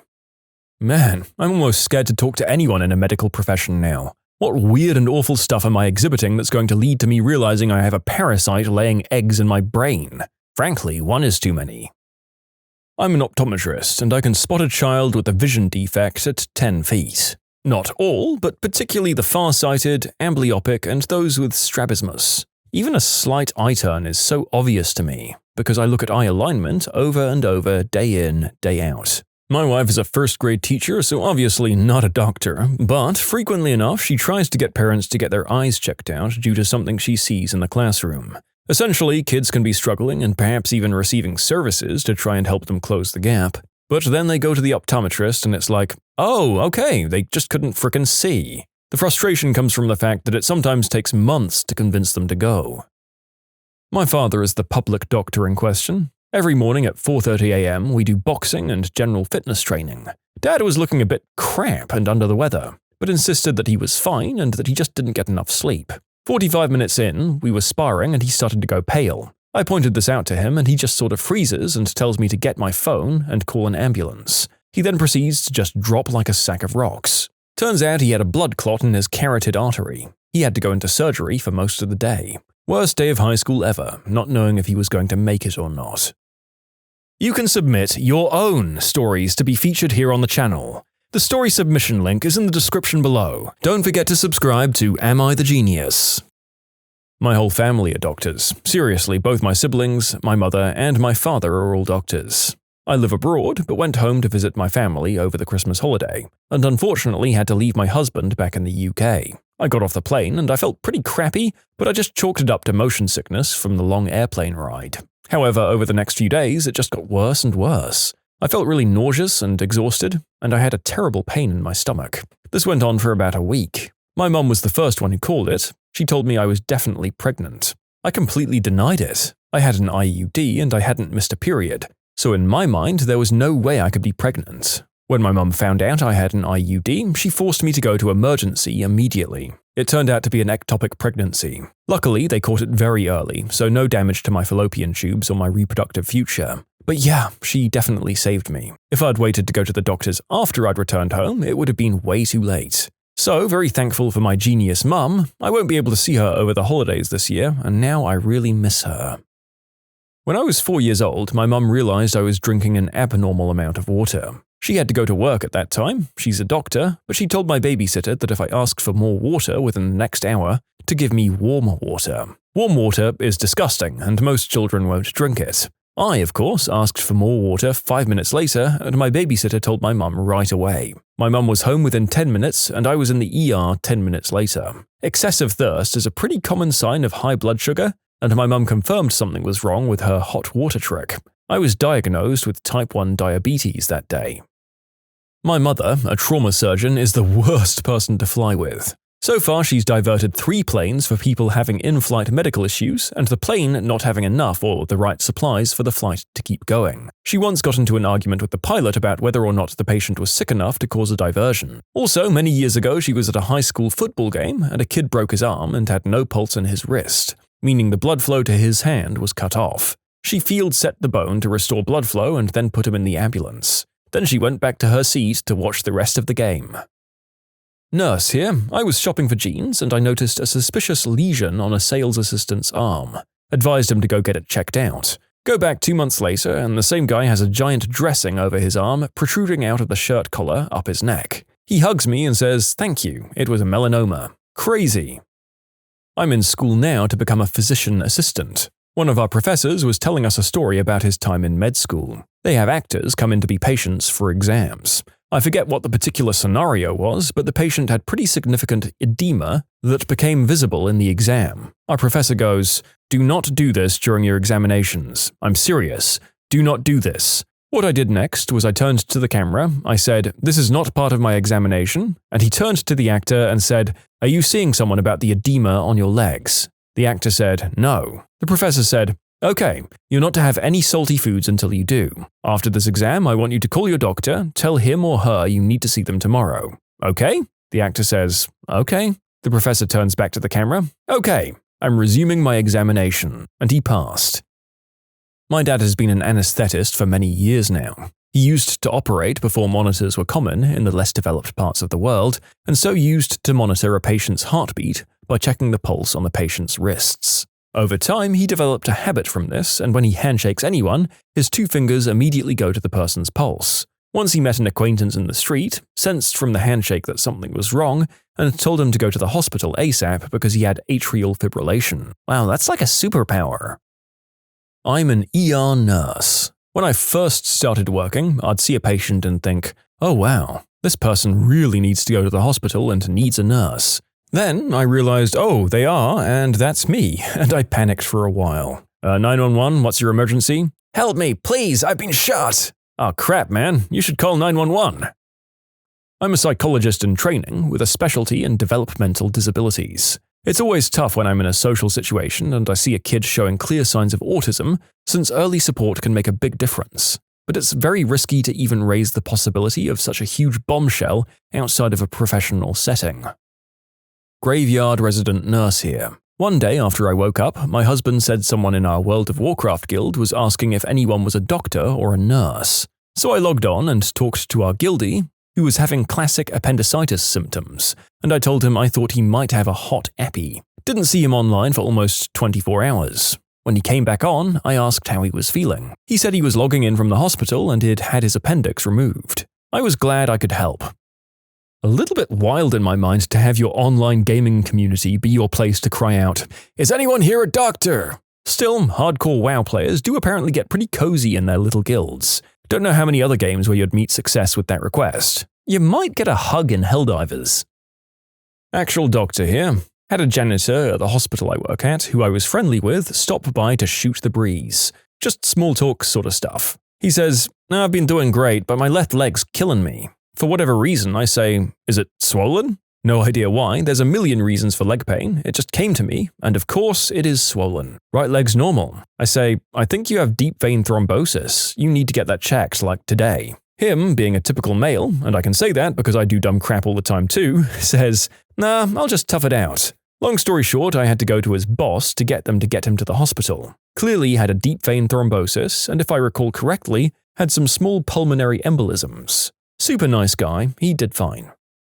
My cousin is a nurse, and I wanted a second opinion on one of my chesty bits, after seeing my doctor the previous day. I'd sent a photo of my chest, and my cousin replied, "Hospital, now." I had mastitis turn abscess from feeding my kid. It was the worst case anyone at the hospital had seen. Heck, they had doctors, nurses, and students all coming to see my chest. By the time I had surgery, this infection was protruding and filled with blood and pus. It went red and swollen to pus and blood within 6 hours. It was huge. After surgery, they stuffed my chest with 5 feet of gauze. It was removed by one nurse who had zero clue that I had no painkillers in my system at that moment. I bawled and screamed in the shower as she ripped it all out. She apologized after realizing I felt every bit of that gauze coming out. Worst experience of my life, hands down. I had to have a nurse come daily and change my packing and bandages for 6 weeks because the gaping hole almost made me pass out after the gauze removal. Anywho, thank God my cousin told me to go. This made me cringe so hard. I'm glad you're okay now, and I'm so sorry you had to go through that. How the frick did your doctor not notice something that serious, though? The doctor obviously thought I wasn't listening to his instructions of hot and cold compresses and pumping frequently. Thing was, I was at the point that I was screaming into the mattress while pumping. I told him it was painful and he said that's normal. Completely ignored my concerns. I haven't gone back to him since. I had a friend call me to ask my advice. A mutual friend of ours was pregnant and at 35 weeks. They were all out to dinner and about to go see a movie when this mutual friend had mentioned she hadn't felt the baby move in about 10 hours. So my friend called to ask if they should call her doctor. I'm not a doctor, just someone who's been pregnant before, but even I knew that was bad news bears. I told them to forgo calling the doctor and just go to L&D to get monitored ASAP. They got her there and they found the baby had very low amniotic fluid and the blood oxygen levels were so low that the doctors were surprised the baby was still alive. Emergency C-section and baby and mum were fine. It still scares me to think that if they hadn't called or she'd never spoken up, what could have happened? My grandfather was walking up a hill and got a bit winded, more so than usual. He's diabetic, so he thought it may be related and played it off as if it was nothing. A week goes by and he's still complaining. Feels a constant pain in his chest and shortness of breath. Finally, he decoded to go see the doctor, who took one look at him and tells him to go across the street to the hospital. An EKG and a couple of tests later, and it turns out he had a heart attack and needed a quadruple bypass. Were it up to him, he'd never have even gone to the doctor in the first place. My father went in for an abdominal hernia surgery and was going to get put under for general anesthesia. He gets put under, and before he knows it, he's back. The surgeon and anesthesiologist both tell him that they couldn't complete the procedure because he went into atrial fibrillation, or AFib, and he should go see his cardiologist. Cardiologist ran some tests and suggests having an angiogram done. Turns out he had a 90% blockage in one artery and a 99% blockage in another. So it was time for him to join the Zipper Club with a double bypass surgery. In short, an aborted abdominal hernia correction procedure enabled my father to avoid a heart attack, probably saving his life. I'm not a doctor, but I'm a medical student in my final year. One day I was out in the city and I saw a man collapsed under this busy bridge. At first I thought it was just a drunk homeless man passed out, but as I got closer, it was clear that his whole body was jerking. Looked like a tonic-clonic seizure, characteristic of epilepsy, but it could also be other things. He'd hit his head pretty hard and nobody was helping, so I went and moved his legs out of the road. I tried to get him on his side and stuff. Called an ambulance and eventually the guy stopped seizing. Woke up, confused and exhausted, which is not uncommon. The ambulance arrives, the guy says he's never had a seizure before, his head is bleeding and he just straight up refuses to get in the ambulance despite the paramedics trying their hardest to convince him. All new seizures need to be investigated. It could be anything from a brain tumor to alcohol withdrawal, but nope, he didn't care. Wonder what happened to him in the end. Inside the Nightmare. Real Chuck E. Cheese employee horror stories. The worst being the parents letting their children kick and punch you when you're in the Chuck costume. Yeah, I pushed your kid down when you weren't looking, because they were punching me in the twig and berries. Not an employee, but I contributed to these horror stories myself. I was 5 years old and I was at a classmate's birthday party. I was just getting over being sick, so I was happy to be able to eat at a fine establishment like Charles Entertainment Cheeses. I eat pizza and have a good time with my friends. At the end of the night, when we're being rounded up by our parents, 2 other kids and I are still running around. I'm chasing a friend, and I stop to catch my breath and I cough. Oh, but I don't need to cough. I need to hurl. I proceed to do so, then I wipe the sick off my jacket and continue to chase my friend. I get sick as I'm running, and it's just a wild, crazy trail of throw up everywhere. My dad ends up getting a hold of me and takes me to clean up in the restroom. When we go back out to ground zero, it's just a mess. And there's one lonely employee with a broom and a sawdust. Oh my god, is all he was saying at the mess I'd made. Poor guy, I would have quit after that. I worked there 20 years ago as a game technician. I'd get pulled out of my repair room to help understaffed areas, which I didn't really mind too much. Then they asked me to be the rat one time. I'm a 6'7" guy, so everything that's supposed to be baggy was comfortable, like that episode of The Simpsons where Homer goes to clown college. So I walk over there, over 7 feet tall with this costume head on and wearing my own shoes, since the suit ones are too small. Children start crying and running away. The poor kid who was there for his birthday boom-boomed himself. So they immediately pull me back into the back room and get a guy from the kitchen to take over. They never asked me to do it again. My second favorite story was the time the girl I was helping into the suit chucked up inside the head. So I take it from her and start carrying it outside to hose it off. Once again, the kids start crying. I guess I should have been aware that bringing the severed head of Charles E. Cheese across the floor could cause some panic in our young customers. Then there was the time some father came in with every intention of wanting to kick my butt because I gave his daughter nightmares. I remembered the girl was like 4 years old and had stopped me to say that her token was eaten by a game. So I explained to the dad that the game manager had opened it up and the mechanism was clean, so I flicked her a credit and closed up. Then the girl had said, "Haha, I tricked you," and I explained to her that lying isn't right and what she did was basically stealing. I told her to enjoy the free game and to think first before doing something like that again. After learning that this had scared her for quite a while, I got the dad to bring her in so I could explain that she wasn't in trouble and nobody was mad, just to try to use better judgment next time. The dad went from angry to embarrassed, and I felt guilty for giving a little kid nightmares. The 7-foot-tall Chucky sending kids sprinting for cover whilst violently soiling themselves will never not be incredible to me. Also, that suit sounds like it would be a walking biohazard after 1 week on the job. RIP to those inside. Working as a night watch officer, I had an experience where these sounds were coming from the arcade area, and I was sure someone was breaking in because the life-sized robotic Chuck E. Cheese was moving around on the floor staring at the security camera. 3 days later, I quit the job and have never even went near one of those hellholes again, even if there is a huge shopping mall with Chuck E. Cheese in the lot. Nope, not going to that mall. Looks like I'm driving to the one the next state over. Number 2 in the ball pit. They should make some of the balls brown to add mystery. It'd be like putting M&Ms in a bowl of Skittles, except poop. My coworker got fired. He wasn't too happy about it. In his last act of defiance, he took a crap in the chuck he had and left it in the break room. Yep, nothing tells your manager you hate them like punishing an uninvolved third party. Oh, God. Okay, not Chuck E. Cheese for the record, but I haven't had a chance to share these stories from a particular family-themed and children's channel-themed hotel. There was poop in the middle of the walkway entrance and nobody noticed for about 20 minutes.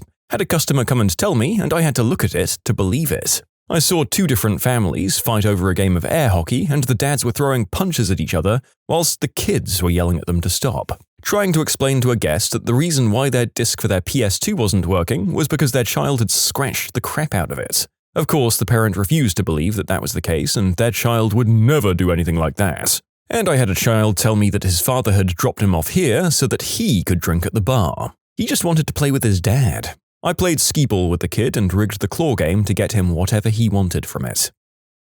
Worked at Chuck E. Cheese when I was in high school. Here are a couple of things that happened when I was there. First, the longer a pizza sat in the window waiting for table delivery, the less toppings it had when it got to the table. 2, the costume room was the only place without security cameras. It became a whoopee den for the hormonal teenagers working there. And 3, a Chuck E. Cheese adult film tape was filmed in said den. The 4 participants were wearing nothing but the costume heads. 4, on nights when we threw out the raw pizza dough, we'd have pizza dough fights after we closed.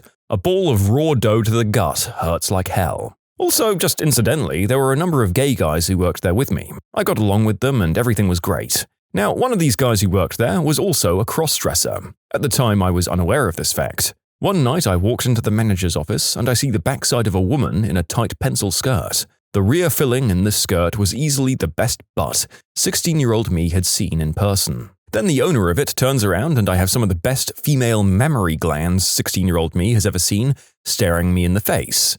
I then hear a horrifyingly deep voice greet me. My jaw dropped, and my eyes darted back and forth from face to chest as I put 2 and 2 together.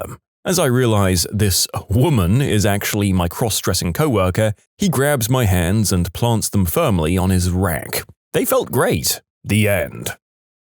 When I worked there, I pushed a kid who was kicking me while in the suit. He fell and hit his head. The mother complained and I got banned from wearing the suit. Best day ever. It was my night off and I was waiting for my friend to get off her shift. One of the older guys that worked there came in for his shift, tripping on something insane. It was okay for a little while until he had to get in the suit, and then he started throwing candy at an entire party. That was probably the craziest.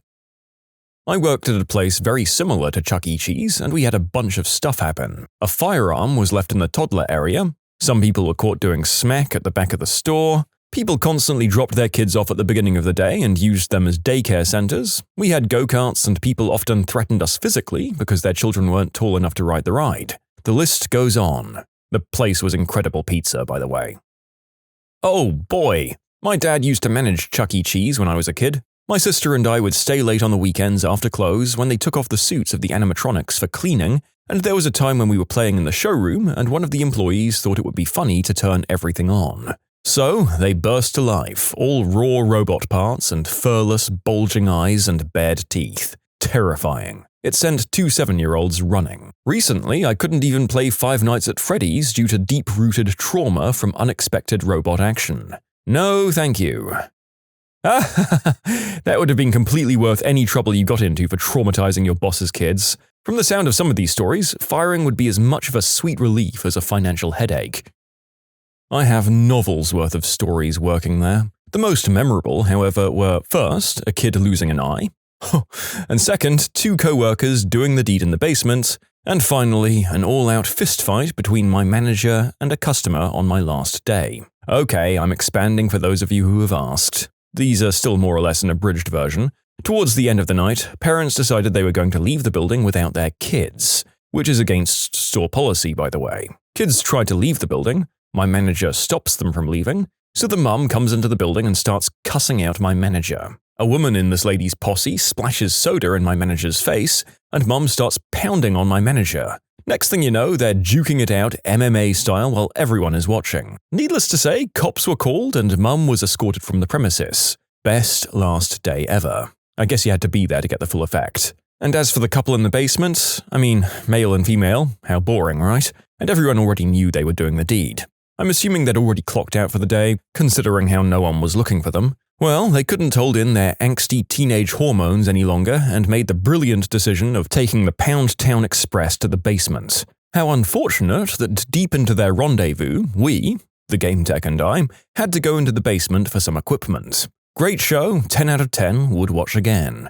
I don't remember the girl coming back to work, but the guy acted like he was hot stuff right up until the point where he got fired, for unrelated reasons like showing up to work on Green Herb. Some idiot kid brought a shard of plastic in and shanked another kid in the shoulder. Once you're in the playpen, it's prison rules. Never worked there, but this one time I ate there. I think that qualifies as a horror story. You can submit your own stories to be featured here on the channel. The story submission link is in the description below. Don't forget to subscribe to Am I the Genius? The one I worked at was apparently the best run Chuck E. Cheese in the area. So we got people coming in up to 2 hours away. So we were always over capacity and understaffed. Here are some of my horror stories. There was a kid who pooped down the slide. Someone had to climb up the slide to clean it while other kids up top kept trying to come down. Don't let your kids run around barefoot there. Every inch of the carpet has been covered in every bodily fluid known to man, and probably some unknown. Look at any kid wearing white socks. See how dirty they are? Those carpets are vacuumed every night, but only washed on Christmas Day, which was the only day we were closed. I did kid check a lot because I was good at faking cheerfulness. There were 3 separate occasions where parents tried to beat me with their strollers, with the kids still inside, just for asking to see their stamps. I'd. Mother fricking I'd.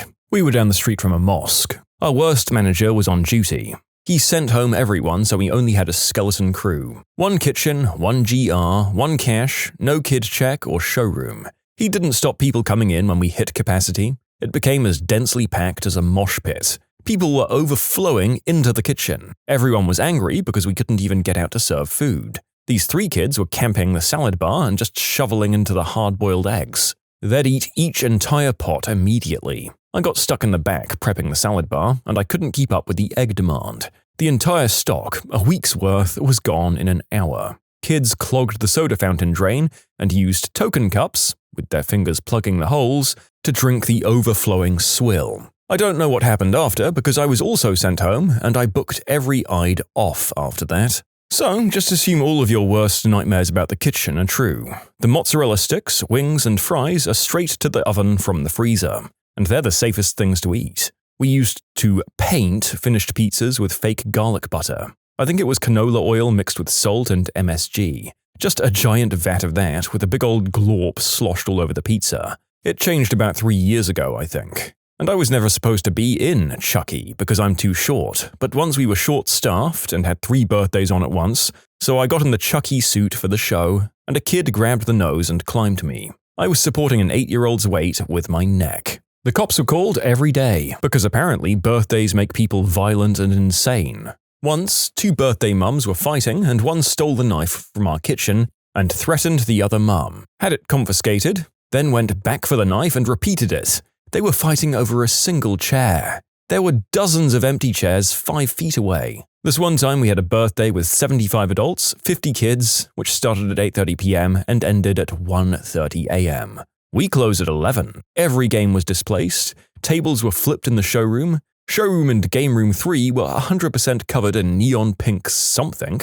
Our GR guy licked it and it was frosting. We had to clean 125 people's worth of frosting off 2 areas. The men were also constantly stealing from behind the counter, but the manager was cool with it because of how much the party was bringing in. And the birthday girl? She was 2 years old. This one time I was doing merch, the ticket and prize counter. We had no calculators, so I was running 4 separate guests' accounts mentally. One guest was furious that I took longer than half a second to deal with her constantly changing her mind, and she began berating me for being a, quote, R-word.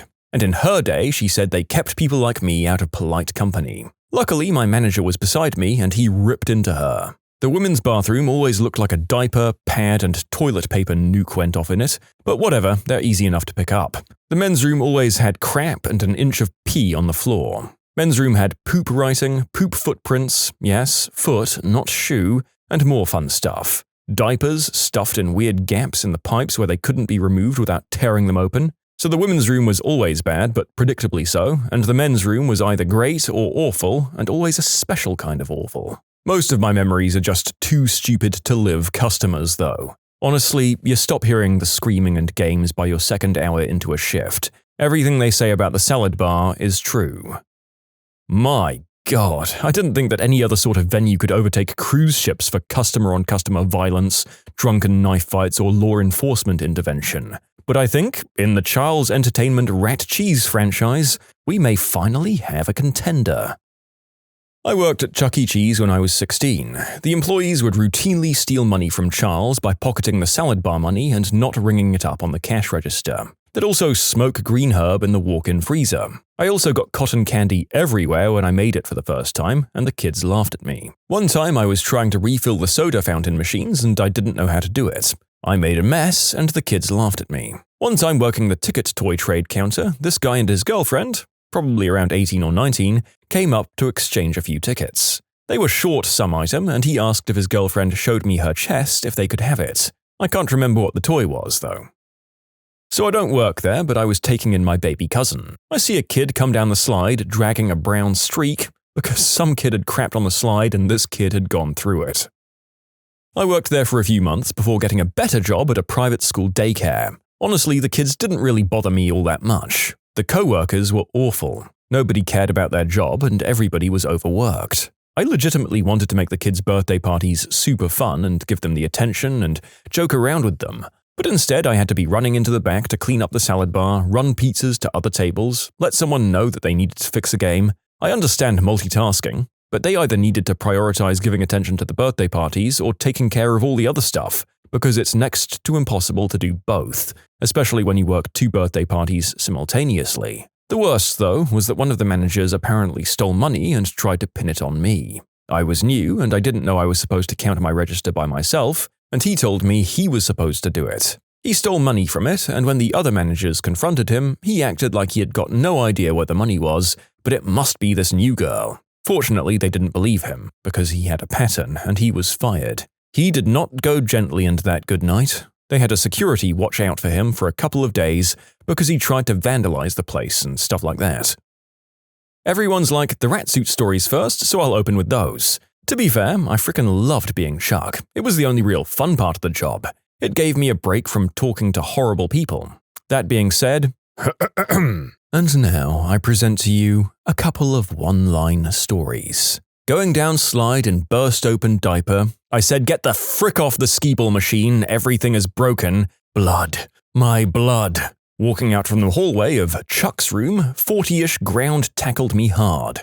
That was the first bad one. Kneeling down to hug one kid resulted in about 15 kids pinning me to the ground. While you're supposed to have someone with you, you never do. It took 5 minutes to get clear of that mess. Kid looks at me, cheeks puff up, throws up all over me. /Chucky. By the way, we had terrible biohazard disposal. This one kid didn't get to see Chucky. As I was taking the suit off in his party room, the kid was crying to see him. "Don't leave, Chucky! Wait, no!" I'm asked by a coworker through the door if I can just see this last kid, so sure, why not? I put it back on and walk out. The kid loses it, screaming his lungs off. So I go back inside, and as I do, "Wait, Chucky, no!" Those shoes are really comfy when you first get them, and they fall apart really fast. Like while you're out with Chucky, just walking, your shoe pretty much just melts off your foot in no subtle manner. Stop pulling Chucky's fricking nose. Actually, don't touch his nose. Every possible human bodily fluid has touched that nose. Also, yes, it's hot. No, there's no AC. Stop asking. Every service industry business has those customers, be they a specific social group, age group, or otherwise. They lie, cheat, and steal when they get the chance. One group of these people had a mum tell her kids to hop over the ticket counter when no one was watching and steal prizes. Bolted to the car afterwards. When the manager caught them, they sped off and complained to our corporate office that they were falsely accused of stealing, despite our cameras having evidence. They were comped a free visit. Another group would keep jumping to the top of the skee-ball machine to put the balls in. You're not a frickin' genius, kid. There's supposed to be tilt sensors that deactivate the gameplay when you do that, but I'll be damned if anything in that place worked. Nothing was fixed by the guy who was supposed to fix them. Hey, Matt, if you're hearing this, frick you. I'd take their tickets that they won for jumping on the machine as I'd caught them in the act. And the mums were furious. This one complained to the manager, who buckled and made me give them. Bull frickin' crap. Same day, the Tower of Power's dome was smashed open, and kids reached down and grabbed and stole over 3,000 tickets. I had no way to prove that they did it. Fixing that frickin' yellow skee-ball, which had tokens jammed like no frickin' tomorrow, like always, I pulled my hand up and got it caught on a jagged piece of broken metal. 3 stitches. I think the BBP is still in that machine. And lastly, don't be in Chuck E. Cheese past midnight. I got stuck cleaning some huge messes, and I swear to God that animatronic watches you from the stage. Again, I've had some nightmare restaurant jobs in my time, but none of them, and I mean none of them, compare to what seems to be a normal shift at the Rat House. And that's our third story of a kid lubricating the slide with his own brown matter. I knew a girl who worked at one. She said never eat at the salad bar. She's seen people sneeze in it, amongst other disgusting crap. I had to dress up in the frickin' rat suit and get my butt kicked by a group of middle school boys. I am not a large girl by any means, so these kids were bigger than me and you could hardly see in that damned suit. Also had to call the cops a couple of times when people forgot one or more of their kids there. Never worked there, but when I was younger, the Chuck E. Cheese guy got really aggressive with hugging the kids at my local one. Turns out they'd never hired that guy, it was just some guy off the street who liked hugging kids. Never going there again. I was a Chuck E. Cheese star cast member for a while. 15 minutes before I was going to leave, a child went number 1 inside one of the crawl tubes. There was a general manager on site who proceeded to tell me if I didn't clean it up, I shouldn't bother coming back. Needless to say, I crawled up through alternating plastic floors to find out it was not only pee, but also poop. Since it was Chuck E. Cheese, we didn't use normal cleaning products that would have made the cleanup easy. We had a non-toxic sanitizer and a pink cloth that was porous. After spraying the turd multiple times to sanitize it, I went in to scoop it up. This was when I realized I'd made a terrible mistake. Stuff was flowing through the holes on that porous wipe. It was like one of those toys with the Play-Doh hair. Once the job was finished, they gave me 5 minutes to eat in the break closet. I worked for an answering service a few years ago, and I took a call on the personal injury law firm account from one woman who wanted to sue Chuck E. Cheese because her kids drank hand sanitizer from one of the many pump stations. I don't miss that job. Alright, I might be stupid, or maybe it's because I'm from England, but I always thought Chuck E. Cheese was just a fake restaurant used in different programs. Late to the party here, but what the heck. Our local Charles Entertainment Cheese used to sell beers until they let an underage employee drink after his shift. Then said employee proceeded to kill someone in a drunk driving accident leaving work. Also, I used to assist my friend who played there while we were both high as kites. Good times. My mum wore the rat costume when she was in high school. Once she was out with the kids and tripped and her head came off. The costume head, I assume. Maybe not so horrible for her, but I'm pretty sure some of the kids were traumatized. What fictional character would make living on Earth a nightmare? Jigsaw.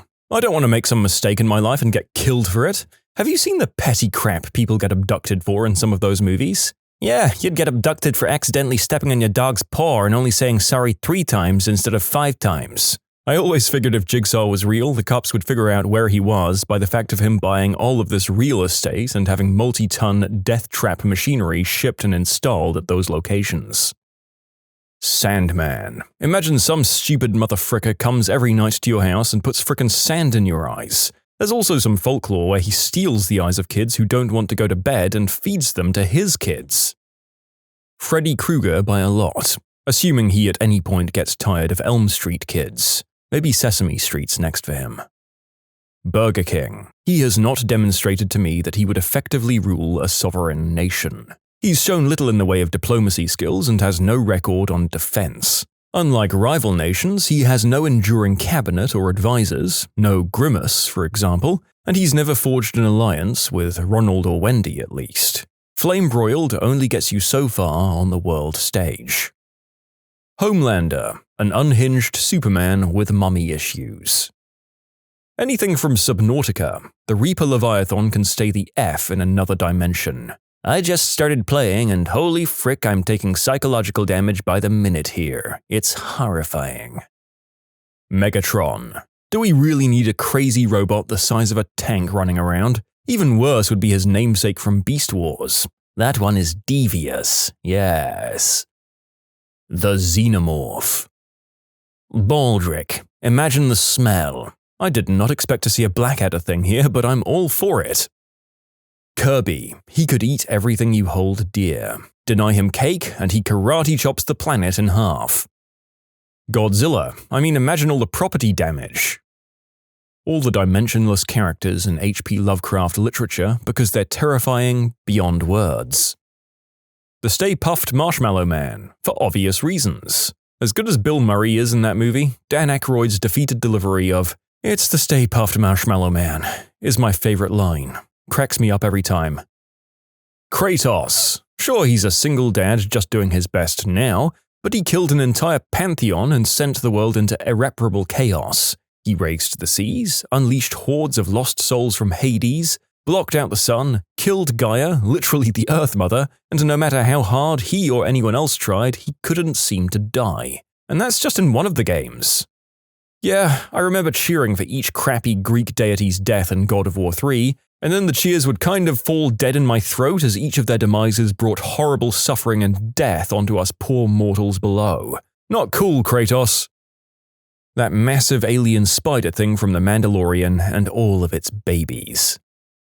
The duck from the Duck Song. Imagine trying to run your business and a 4-foot duck comes in every day asking for grapes and crap knowing that you don't sell grapes.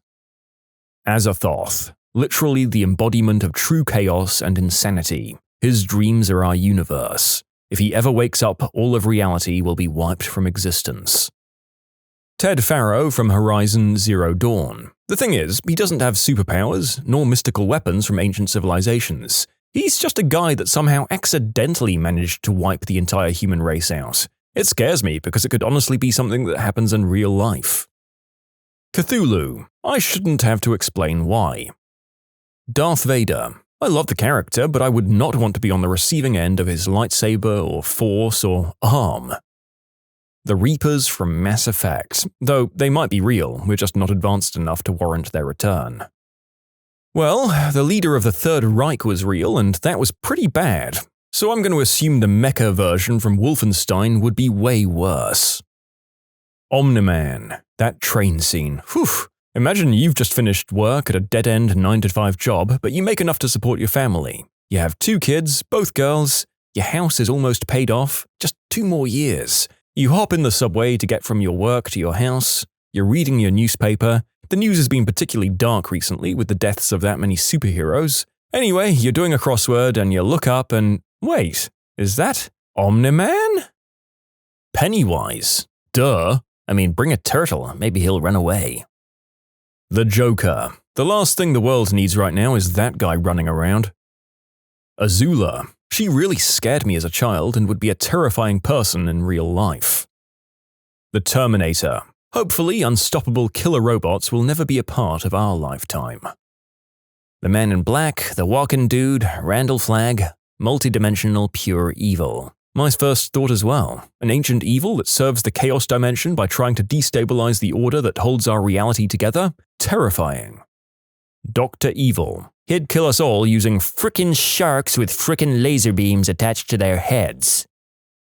Omni-Man. Really, Kryptonians, Viltrumites, and Saiyans are all in the same envelope of an entire species who have the power to destroy an entire planet single-handedly that we should all be thankful are just fiction. Trevor frickin' Phillips. To balance out his karma, if someone got robbed or their vehicle was stolen in offline, I always made Trevor get it back and retrieved it to the owner. Eric Cartman and Rick Sanchez. Cartman would only be a problem in Colorado. And he'd be in jail due to competent police. But Jesus, Rick is a one-man apocalypse responsible for the deaths of billions of innocent people. And that's just what we know about. The Gravemind from Halo. It's an absolutely horrifying monster that can literally resurrect you and violate you in the most horrific manner. Littlefinger. We don't need World War III anytime soon. I'd say Lex Luthor, but Jeff Bezos is already halfway there. All we need is a Superman for him to hate. Almost everything from SCP except 999. Light Yagami dude. Probably would have taken over the world by now. Darth Vader. Worst boss ever. One mistake and somebody has to tell my wife I ain't making it to dinner. On the other hand, one mistake from your superior and you're instantly promoted to Admiral. The Mark Zuckerberg. I can't imagine the danger it could cause if it were real. Thankfully, it's an unrealistic character. I mean, seriously, an android that develops an evil software that collects data on almost 3 billion people, destabilizes democracies and developing countries and helps to bring back diseases that we already have vaccinations for. Not only that, people voluntarily use that? Ha! The writers really went overboard with that one. Tarask from D&D. It's a 50-foot tall, 70-foot long thing, it's immune to any damage we humans can do, and it can swallow a person whole every minute. Plus, it can kill 4 other people during the same time. Salad Fingers. Well, thanks for making me think of that again. AM, or Am, from I Have No Mouth and I Must Scream. The Thing. Zap Brannigan. Incompetent, arrogant, shameless, manipulative, zero morals or empathy, yet in a position of almost unequaled power. Although he isn't real, he's unfortunately representative of a lot of the man-children in positions of power today. But the tactical genius of Zap is the only thing to save us from the horrors of space. It's all in Zap Brannigan's Big Book of War. Just remember, if we hit that bullseye, the rest of the dominoes will fall like a house of cards. Checkmate. Sephiroth. Pretty much anything from any Junji Ito comics, but Hellstar Ramina, or the fish that swallowed and absorbed people whole or kept them alive in the dark, just like a real anglerfish, those are a special kind of awful. Smaug, a literal fire-breathing dragon, and everyone's saying Shelob is worse? And Calagon and Ungoylant, anyone? Danganronpa 1 Mastermind Junko Enoshima, Conan Edogawa, wherever he goes you won't even want to be near his vicinity, and Morgan Freeman in Wanted. In fact, his group of assassins as well. Good luck if you all get picked in a random lottery based on binary numbers and some huge, thick string. Anton Chigurh. Just don't put it in your pocket, then it's just another coin. Eren Yeager, or any of the Yeager for that matter, I don't think I need to explain why. Literally any Titan from Attack on Titan, although it's convenient for them to have such an obvious weakness, so one couldn't hurt, but if all of them existed, we'd be screwed. Weeping Angels, many a pant would be crapped in. Magic Man from Adventure Time terrifies me. That one lava snail Pokemon? Honestly, there's a lot of Pokemon that'd suck to be real. If you see Mimikyu's true form, you die. Or you could just be on the beach just minding your own business and Palisand steals your life force. Or your kid sister could be carried away forever by a purple balloon. Voldemort. Having an immortal wizard dude, since Harry isn't around, that can just go around Avada Kedavraing anyone he doesn't like, sounds miserable. Okay, given what little I know about Voldy, if we teleport him into our world, isn't he basically just a serial murderer level threat? Even if he has his Horcruxes, I mean, he appears, goes on a spree, we destroy him with tanks, snipers, A-10 Warthogs and other modern military weapons, and then when he respawns we start the whole thing again. It's annoying, but not unmanageable, right? Correct me if I'm wrong. Batman. I'd be scared to double park if Batman was real. Just don't double park anyway. Conrad Curse from 40k. Just read the guy's scene with that depressed woman. Pretty much anyone or anything from Warhammer 40k would be a pretty bad time. That universe is totally screwed. Grandpa Joe from Willy Wonka and the Chocolate Factory. Time would fail me to share all of the reasons why he's the most evil, wicked, diabolical person ever imagined. Thanos. Goro Akechi from Persona 5. The guy has the power to go inside your subconscious and kill you. His political daddy sends him to kill his enemies. Also, he caused an awful subway crash near the beginning of the game. Also, despite being hilarious in-game, the guy is a psycho. just Kalua's family in general. Creepers that blow up stuff left and right. You all have any idea the kind of damage the infrastructure would take? Anything from the Cats movie. I shouldn't have to explain. Dinkelberg. He's disgusting and the worst. Emperor Palpatine. The world does not need to deal with Space Wizard Führer. Bill Cipher. For obvious reasons. Reality is an illusion. The universe is a hologram. Buy gold. Bye! Dormammu, obviously. Garfield, but the I'm Sorry John version. Google it, or don't if you value your sanity. You can submit your own stories to be featured here on the channel. The story submission link is in the description below. Don't forget to subscribe to Am I the Genius? Santa for a number of reasons. 1. Elves have no options. 2. He sees everything like a police state. 3. The naughty list is like social currency. 4. The bad kids get coal. 5. Too many hoes. 6. His deer are basically ableist, superficial jerks. And 7. You can't be good for goodness sake if you're being good because he knows if you have been. And 8. He breaks the laws of physics casually. 9. He always seems to bring me grapefruit and pecans. And 10. I don't know, I guess it might not be all that bad, but wait, he also eats your food. Any great old ones from the Cthulhu mythos. Caliu. The gang from It's Always Sunny. They completely sabotage the lives of everyone who interacts with them. Who knows what could happen if Wolf Cola takes off and becomes a nationally loved brand? Also, Dennis obviously isn't a real serial killer, except he is. The comedy comes from him appearing like a serial killer because he's so manipulative. Appearances can be deceiving, but not in this case. Dr. Manhattan. Wait, how come? He gave us super advanced technology, and then even when we made him mad beyond all belief, all he did was bugger off to Mars. Joffrey Baratheon. Definitely him or Ramsay. If they were released into the world, may the gods help us all.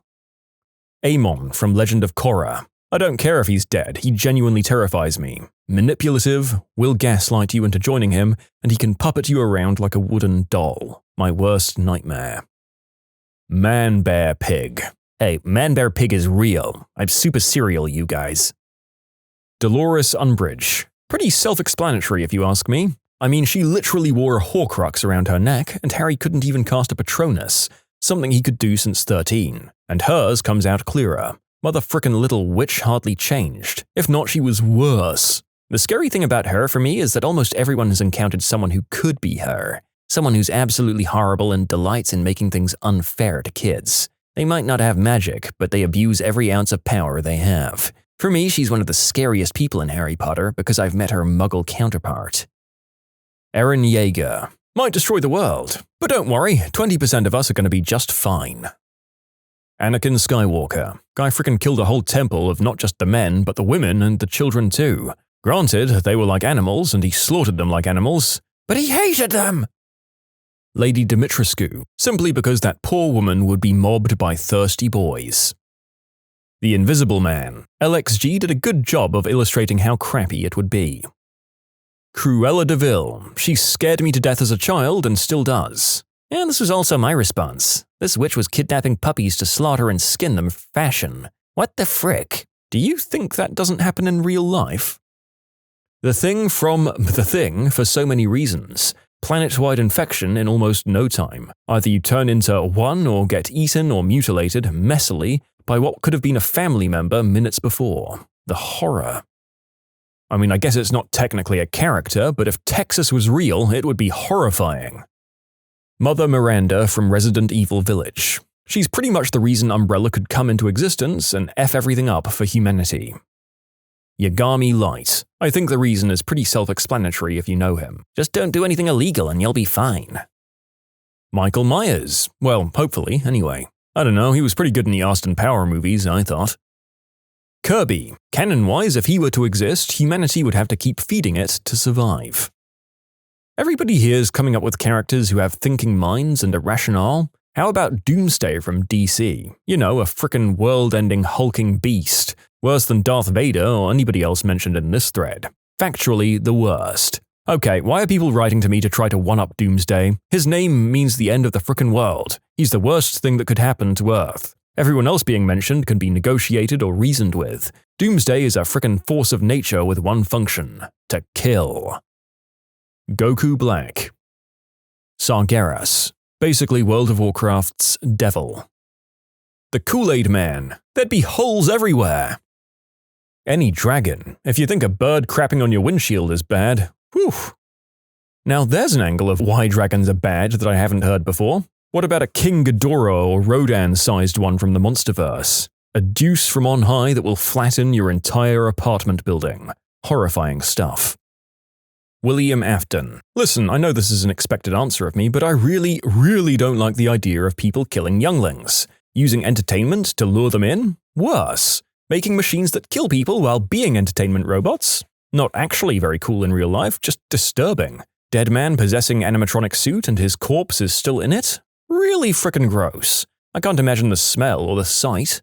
I really don't want to, actually. Obviously, things like ghost hacking computer systems is an exception. That's some cool stuff. That's some iRobot or Transformers kind of crap. I'm all in on seeing that in the news. But everything else, in fiction, it's cool. In real life, it's depressing and even upsetting and disgusting. Guys, why am I not seeing Morgoth here? Remember Sauron, the evil dude from Lord of the Rings? Morgoth was his master. Eren Yeager. You might end up fine or really bad. Not a chance I really want to take. Junko Enoshima Monokuma. My ex-wife. So you were never married then? Bill Cipher. Do you really want an apocalypse with unexplained things happening?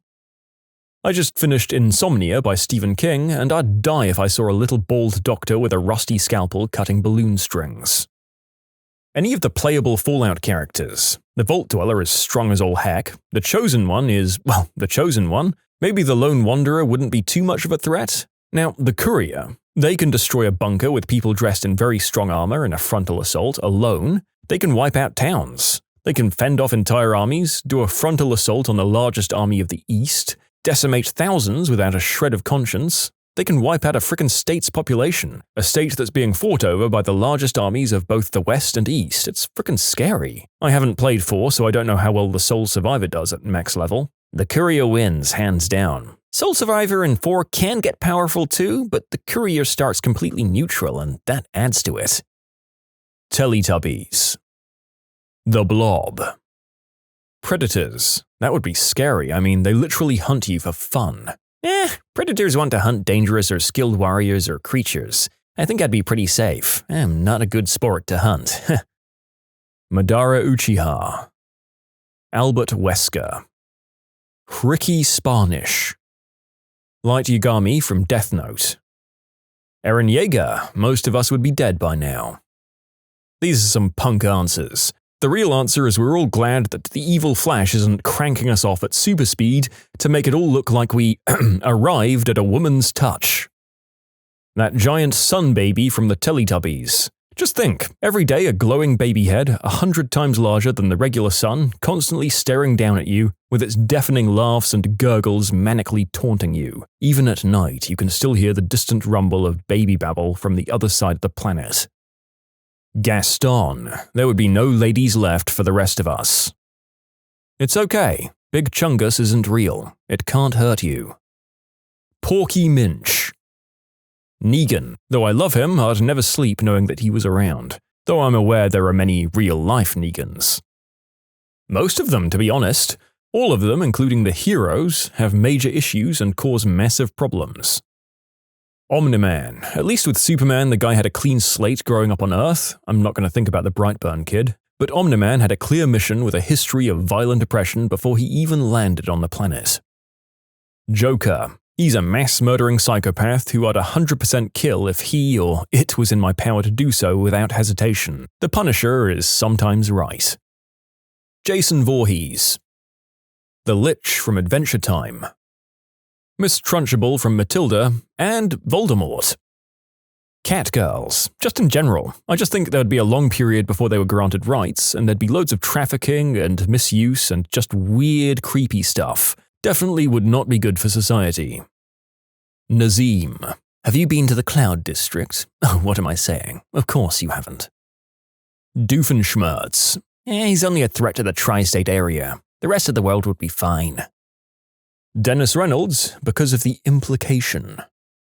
Enrico Pucci from JoJo's Bizarre Adventure. Spoiler, imagine you're just eating and then your food suddenly molds before your eyes, tree leaves cycle from green to brown to gone in a few seconds, and the sun and moon are leaving trails in the sky. Until suddenly, without warning, everything ends. One Punch Man, because I'd try to fight him. Well, at least you'd go out quickly. Kefka, that scary son of a bee. Unicron from Transformers. We do at least have a fighting chance against some of the average-sized Transformers, but Unicron? He's a damn planet. Cenobites, any of them. Herobrine. Bill Cipher. The Mind Flayer from Stranger Things. Without someone like 11, we'd be screwed. Most Pokemon. I mean, some of them can literally destroy buildings in one blast, and people keep them as pets. The Flood, the Zerg, or the Borg. Basically any hive mind entity. The Daleks. They just want to exterminate everyone and everything that isn't them. Anakin Skywalker. Too whiny. And that's why I always keep a handful of sand with me, just in case he becomes real. Dr. Wu from Camp Cretaceous. Like, besides the Indominus Rex in Season 1, spoiler for Season 3, the motherfricker bred a fast, independently reproducing, tree-climbing T-Rex that has poisonous needles that apparently turns herbivores feral. Even after being told to let the project go, he just continued. But oh no, he created an ankylosaurus with an underdeveloped bump? Too bad, failed project. He also seemed so apathetic to one of his guys basically threatening a literal 15-year-old, so that's something. I guess we don't know too much about him and his motives yet, though. Thanksgiving gone wild. You won't believe what these people did.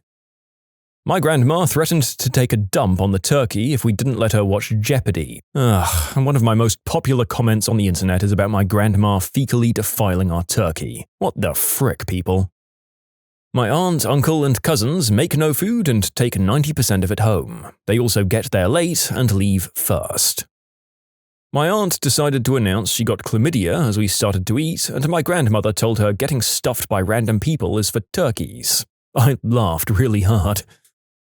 My stepbrother was just released for possession and distribution. Total black sheep of the family. He brings his girlfriend who's dosed up out of her mind. They proceed to eat nothing but turkey and rolls. Then she decides to go shoot up in my step-aunt's bathroom, where we found her passed out. My stepbrother attempts to wake her up by punching her, in his words, in the cooter. The cops are called. Yeah, my stepbrother's an unapologetic addict with a smackhead queen. They ruin literally every family function, but my stepmom throws tantrums if they're not invited, so we all just have to spectate it. I feel your pain, man. I stopped hosting events because I have too much nice crap for them to steal. But if I'd just disinvited them, it would have been a whole big family drama thing. We were hosting a young lady that my wife worked with, as well as her boyfriend. Halfway through dinner, and somehow the discussion got to how her and her brother once got super trashed on Robitussin, and the next thing you know, yeah, that was a really weird time. Everyone just got really quiet as we were trying to decide how to fill that one in and where to go with it. For some reason, they got really quiet after that. My father, rest in peace, was in the early stages of Alzheimer's, but had always been a bit of a raunchy weirdo. But as his condition presented itself, he'd say things that were shocking beyond description. For example, one Thanksgiving, with 10 to 12 people present, in the middle of dinner, as he was just starting to develop symptoms, people were talking about a woman friend who was going in for surgery. My dad spoke up and in a loud voice said, "What's she gonna do? Get her rectum and vajayjay reversed so that doing it in the butt will be easier?" He wondered aloud why no one laughed at his joke, and then went back to happily eating his turkey. The rest of us made a note to have him see the doctor on Monday. I'm not gonna lie, I would have tried to repress a laugh and, in all likelihood, painted the opposite person and the wall behind them with whatever I was drinking at the time. It's not a great joke, but it's outrageous enough to tickle me. This woman my cousin had just married stole a Costco-sized box of individually wrapped Cheez-It packages from our garage. I just happened to notice they were gone when putting food in the fridge. I asked about it publicly and she locked up, started stuttering and went to get them out of her car. She returned with the excuse, I thought these were mine. I have a box just like them at home. Bye. My uncle poured Crown Royal on his turkey and ate it. Hey, marinating meat is important, man. She was responsible for bringing the dessert. She showed up 3 hours late, and instead of bringing dessert, she brought an open bag of frozen pierogies. It was a real downer. My uncle shot the TV because of how the Lions were playing. Checking game histories, it would have definitely been 77. It was a 17-inch black and white TV with 2 knobs, one for VHF channels and one for UHF. He and my dad had started drinking early, and the Lions were awful. After a bad play late in the game, he strolled into the bedroom, picked up his revolver, and shot the TV. We ate dinner shortly after, and then went to my grandma's house to watch the Cowboys game. My uncle brought a woman other than his wife. She was crazy, a practicing witch who would divine things about us on the spot, and ironically accused my other uncle of having an affair. She got drunk and grabbed me in the coat closet, and then tried to smooch me, saying, "If only I were young again." I was 16. One of my aunts found out her husband was sleeping with her brother. She found one of her husband's shirts from a vacation they took with splooge on it in her brother's bedroom when she went to the bathroom. I wasn't surprised, though, to be honest. My husband's brother and his sister-in-law, who was married to his other brother, always disappeared for about 20 to 40 minutes at the same time. This happened for 4 years in a row before anyone got nosy enough to go looking for them. Sister-in-law is now married to the Thanksgiving hookup brother. My Aunt Janie took a bunch of Xanax and who knows what else, on top of a jug of Carlo Rossi that she had hidden in her room. She then proceeded to steal every spoon in the house while the rest of us were drinking and playing games. Every single spoon. We found them all in her purse. I've always wondered why just the spoons. Last year, my husband's grandma hosted Thanksgiving dinner at her house and asked us to provide the turkey. And no, this isn't even the trashiest part. We had to go spend Thanksgiving with my husband's dad's side that morning, so we dropped the turkey off on our way to his house. His grandma said we'd be eating at 4. We arrived back at his grandma's house at around 3:45, and everyone had already eaten all of the food, including the entire turkey. My aunt took all of the leftover turkey. All of it. My mother told our aunt to help herself to some leftovers, and she took 4/5 of a bottle of $350 whiskey. She got called out on this and claimed to have accidentally grabbed it. "Sorry, sweetie, no big deal." And then she returned it half full. So either she chugged some in the car or she dumped some out in spite. Oh, she had a water bottle filled in the car for sure. My mother-in-law announces halfway through dinner that she's taking the rest of the turkey home. The turkey we bought and cooked. Before she leaves, she runs into the bathroom and leaves smelling like she crapped herself. My sister-in-law goes into the bathroom and she's in there forever. She comes out and asks who was in there before her. I answer, "Your mother." And she goes, "Oh, that was the most disgusting thing I've ever seen. Don't worry, I cleaned it up." To this day, she refuses to say what she saw there, but the bathroom was spotless. Faked a heart attack. So here's what happened. Grandmother didn't like my dad very much. She picked a fight with him, so he decided he was just going to go home. When Grandmother M realized that my stepmom, her daughter, was going to take Dad's side and go home as well, she yelled a lot and then, as a last-ditch effort, dramatically clutched her chest and collapsed very carefully. It was outside, and I guess she didn't want to bump her head or mess up her clothes. Dad offered to call 911, and Grandfather said it wasn't necessary, and when Grandmother realized nobody was taking her seriously, she opened her eyes, allowed Grandfather to help her up, and went inside with him while fake sobbing. You see, normally, she's quite nice, but she had her moments and really wasn't happy that her daughter had grown up and had a life. Holidays usually brought out the worst in her. Which was weird because she loved cooking and celebrating. It was very surreal, and her husband was so embarrassed. Holy crap, my grandma did this at Christmas a couple of years ago. She's been banned from Christmas ever since. We have a tradition where we always eat crepes Christmas morning. My mom and I probably spent 2 days in the kitchen making 3 different types of crepe batter, crepe casserole, a whole bunch of yummy things. My grandma helped us make them, and this has been a tradition for years. Come Christmas morning and everyone comes downstairs to open presents. We're all opening them and someone notices my grandma is going crazy around the kitchen. We go over to see what she's doing and it turns out she's decided that our crepe breakfast wasn't good enough and she's thrown it all out. Instead, she was going to make the breakfast she wanted. Large stuffed French toast. My mom got really upset with her and at breakfast everyone made a point to only eat the crepes we'd scavenged. My grandma then proceeded to fake a heart attack because we were being so mean to her. She fell to the floor clutching her chest, screaming she couldn't breathe and someone needed to go get her sleep apnea machine so she could get oxygen. Literally everyone just pretended not to notice and kept eating breakfast. She didn't talk to anyone for the rest of her week-long stay and hasn't been allowed at family events since. Some would say that it was pretty callous of this family to ignore an attention-starved woman who could still have, against the odds, been having a real heart attack in front of their eyes in a real-life boy who cried wolf scenario, but I'm just going to say that if your medical episode makes everyone who knows you roll their eyes and talk about sports, then real or not, that's probably a life sign that you should change. My father's girlfriend sat at the head of the table at my house and acted like she was the hostess, while monopolizing the entire conversation. I was her waitstaff. It was my first time meeting her. 12 years later, they're still together, but I haven't seen her in 11 years, 11 months, and 29 days. And it wasn't just the head of the table scandal of 2013 that sunk her for me. She said I should eat very little to watch my figure. It was my Thanksgiving meal. She said I should dye my hair. I like my natural color. She was disappointed in my husband's wardrobe choice for the evening. He looked fine, by the way, and the grand finale was that she told my father I was a B-word after the night was over, after everything I'd done to make her comfortable. I should also mention she's 10 years older than him, 85 at the time, and wears a full face of makeup.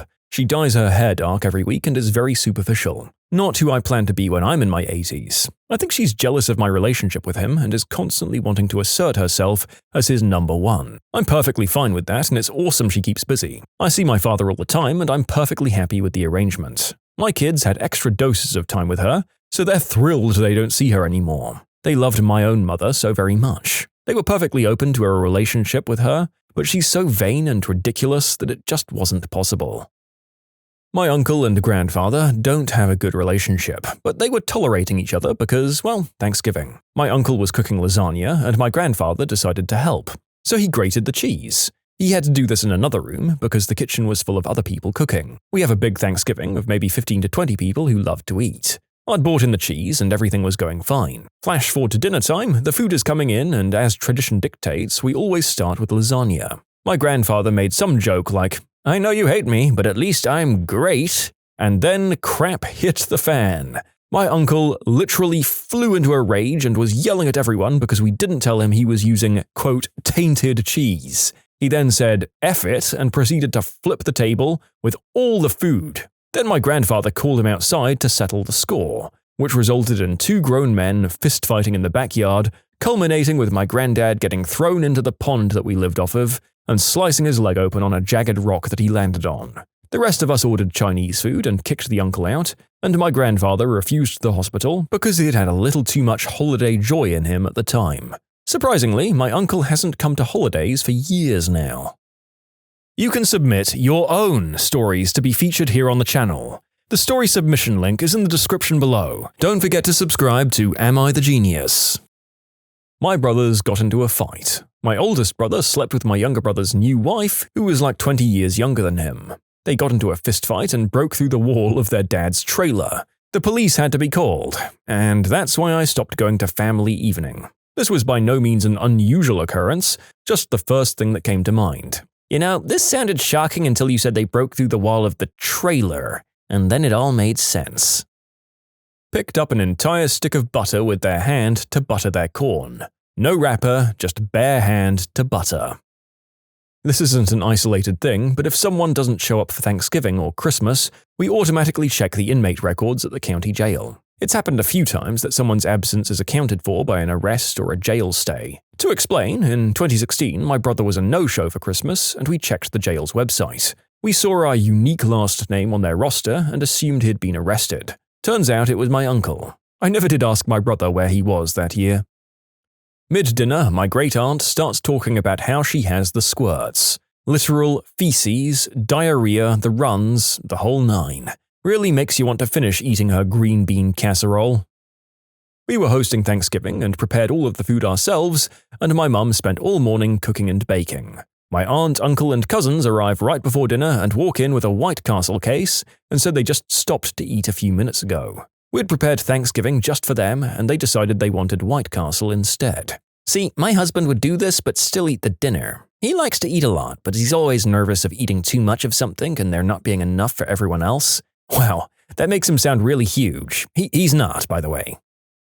My uncle, who was hiding in Haiti for years during the baby doc days, snuck into the country somehow and showed up for Thanksgiving. Not 45 minutes later, a bunch of federal agents busted in and took him away. I was maybe 11 or 12, nobody ever explained the whole story to me. Okay, update. I've talked to Mum as I drove her to my sister's house lately. They prosecuted him under the RICO Act for moving money in and out of Haiti for baby doc. According to my mum, because I didn't see him much and this happened when I was young, he was ridiculously intelligent but was crooked from day one. He moved millions of dollars around while the people were struggling to eat. He was absolutely one of those people that worked harder at avoiding work than actually doing anything of any use to society. They searched the house too and took all of my dad's weapons. He was an avid deer and pheasant hunter, and my dad didn't get his stuff back for over a year. I do remember him getting a new deer rifle about that time, but like I said, I was young and had the attention span of a gnat. My dad's father-in-law got drunk and made an overt, unwanted move on my then-girlfriend, now wife. It makes the holidays a little less jolly. My aunt was sent to bed because she was too drunk last year and ended up falling down the stairs an hour later when she tried coming back. Classic drunk aunt. You know, I'm beginning to think that all of these movies I assumed greatly exaggerated how dramatic and chaotic Thanksgiving could be are in fact closer to the truth than I'm comfortable with. The humanity on display is upsetting here. Case in point, my aunt got drunk and then undressed. She ran down the street starkers after hitting on my cousin's boyfriend. Her kids saw it all. They were all under the age of 12. She then cried the whole of the next day because everyone was mad at her. I called Child Protection Services because she tried driving drunk with the kids. A few weeks later, she got drunk at the same house by the pool. She lost balance when she stepped into the pool filter. She first hit the pool, but caught herself with the hand that was holding the glass beer bottle. The shards of glass bottle ended up inside of her cheek and neck. After hitting the ground and passing out, she then rolled into the pool and would have died if the others hadn't fished her out. She's still an alcoholic. She's not invited to Thanksgivings anymore because she now does crystal. Okay, update. My family thought it was hilarious that this got so much attention. I'm at my mum's family's house and this story was about my dad's sister. My mum's family is way more of Hicks, but fewer addiction problems. Also, my family said I got the story backwards. The pool incident was first. She had stitches on her face and her neck when she ran down the street undressed. And no, she's not hot at all, for those asking. Second update. After years of no contact, she showed up at my parents' house 2 days ago. She had been homeless for 12 days living in her car. She kicked the ex-con out of the car for the night to park her car in my parents' driveway. After a few short hours, she went back to the boyfriend, likely because she needed to get her fix. Also, she got fired from another nursing job. Another nursing job let her go without reporting her. My brother got trashed before dinner started and then slapped me at the table for being a mouthy woman. I just asked if he wanted mashed potatoes for reference. He then ran off to go throw up. My aunt got so drunk that oh my god, another one. Jesus. She stripped her clothes off, stood in our hallway undressed and silently for a few minutes before passing out in my brother's bed. He didn't know she was there when he went into his room to grab something.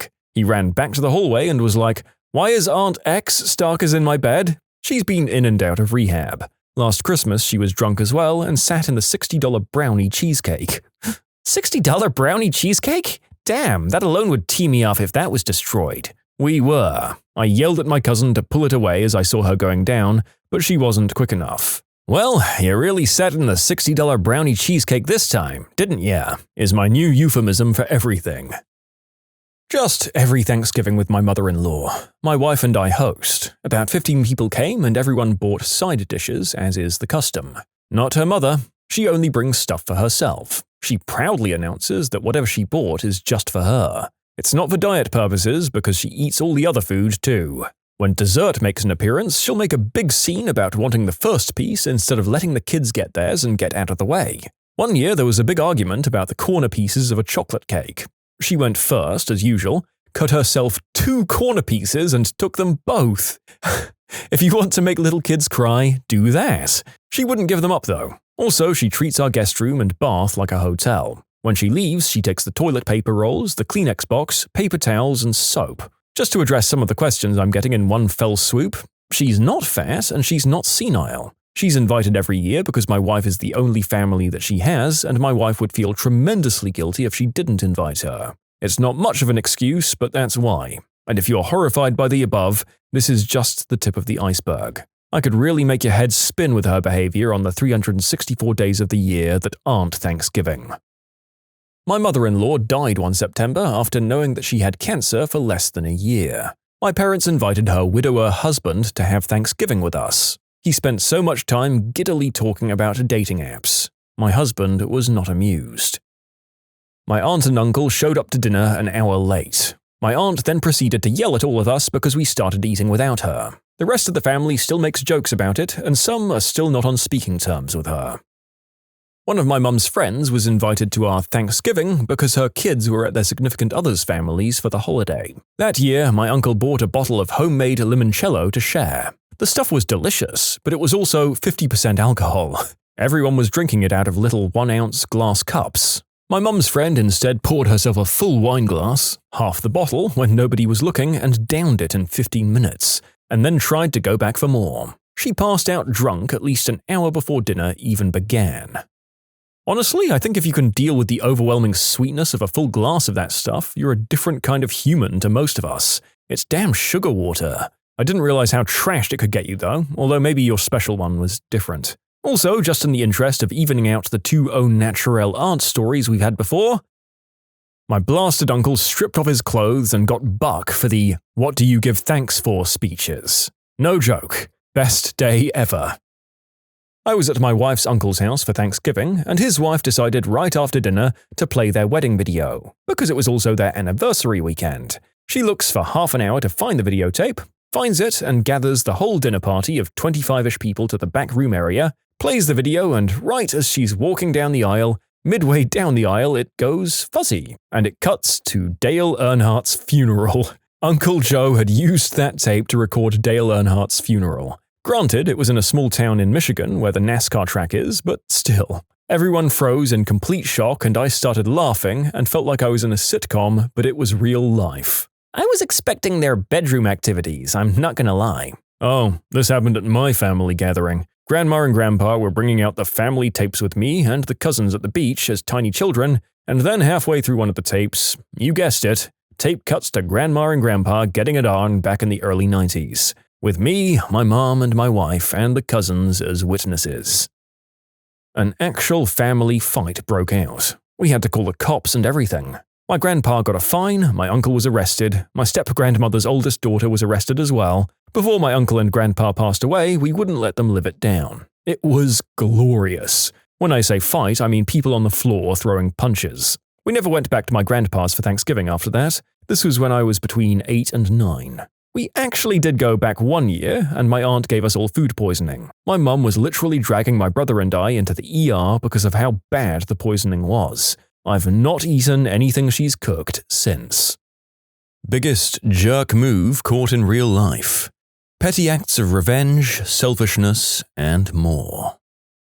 My aunt racked up about 60 grand in credit card debt and couldn't declare bankruptcy because my uncle would lose his job over that. The jerk move was that she called my grandmother ignorant and uneducated for not changing her will and cutting out other family members to cover my aunt's reckless debt. First off, you shouldn't be waiting for someone's death to fix your mistakes. And the reason my grandmother doesn't have an education is because she spent her teen years at a rather famous Third Reich camp for Jewish people.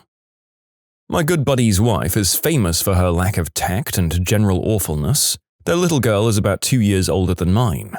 Her birthday was coming up, and my daughter, 7 at the time, wanted to pick out the birthday gift. She plays with my friend's daughter and has a good idea of what she likes. She made a long list and carefully selected what she thought was perfect. Fast forward to the day of the party. Buddy's daughter opens up my daughter's gift and her eyes light up and she squeals, "Thank you!" Then my buddy's wife crashes in, "Oh honey, Granny got you one of those already. Go ahead and put that one in the Goodwill box." My daughter was crushed. It took all of my strength not to get up and slap the ever-loving crap out of my buddy's wife. 6 months later, we drew names for Christmas gifts for the kiddos. Buddy drew my daughter, and his wife forgot to buy a gift for her and didn't realize until we were passing out gifts. I don't speak to them anymore.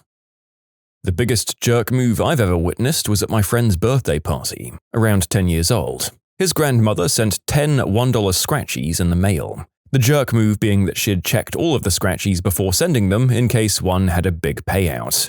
I got to see his face drop as he opened the envelope to find 10 pre-scratched, worthless scratchies. Please tell me that she was on an ever-descending path of senility and truly did not understand the reason why people give scratch-off lottery tickets as gifts.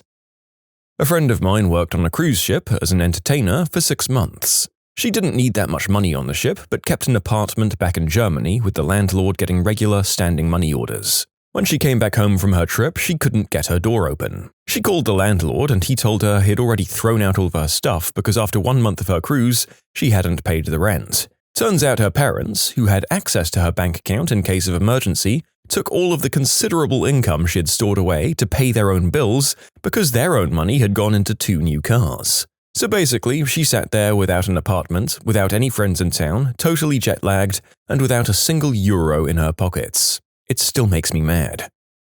Hey, I thought it was meant to be drop-out kids who did this kind of thing to their doting, trusting parents, not the other way round. This is the world gone topsy-turvy. Also, the fact that they just said bugger all and left their child stranded is truly just another level of callousness. Not even a self-righteous excuse to be seen. My ex-mother-in-law gave my 3 kids gifts that they loved at Christmas when they were small. Then, 2 days later, she came back to the house, packed everything she got them into bags, and took it all back to the stores because she was, quote, broke. True story. This woman was insane and did small jerkish things all the time. This one really took the cake, though. The poor kids were having fun with the toys and wearing the clothes she gave them, and she just took it all back. And yes, I know for a fact she wasn't broke. I was broke as hell, and my kids got gifts from me and the other family. I couldn't afford to pay her for her gifts, and I would have if I could have. This woman is an awful human being. She lies, cheats, and steals her way through life. She's not worked in over 15 years. She pretends to be injured in accidents she causes and sues multiple people for injuries. She wins often enough to live very comfortably off these lawsuits. Please note that long before I knew her son, she was unstable. She'd sue people for injuries that happened at their homes, places of business, and in vehicular accidents. She was, I believe, bipolar as well and was addicted to pain meds and antidepressants.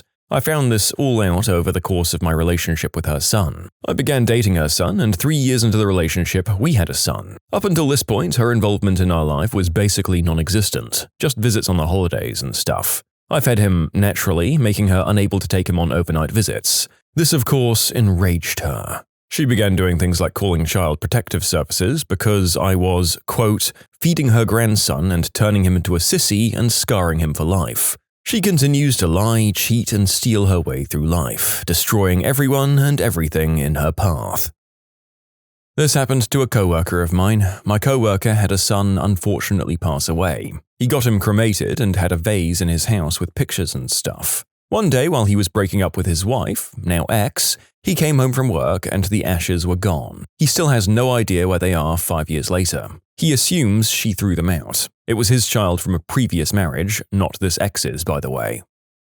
A few years ago, as I was graduating high school, my dad got incredibly sick and ended up in a coma. While he was in the hospital, I still lived at home, waiting to turn 18 to move out, but living with me was his new girlfriend, whom he'd moved in 2 weeks after my mum left. So I'm pretty upset because I thought my dad would die, and in the midst of that, his girlfriend was constantly calling me a liar and telling me she'd throw my stuff on the lawn because she doesn't want me there. Now, during this time, I was working full-time at a car dealership and I wasn't dating anyone. But I later found out that once my dad recovered, his girlfriend, and now wife, told him that I was bringing different men home every night and sleeping with them in his house, and that I didn't care enough to respect his house while he was gone. I never did that. I was almost never home because of work. So then, because of what she told him while he was in the hospital recovering, he took my house key from me and told me I wasn't welcome there anymore. I hope one day to get the courage to explain to him that I never did those things, but I know he won't believe me until he sees what she's really like for himself. So now I keep my distance, I moved an hour away so I know she won't be in my life,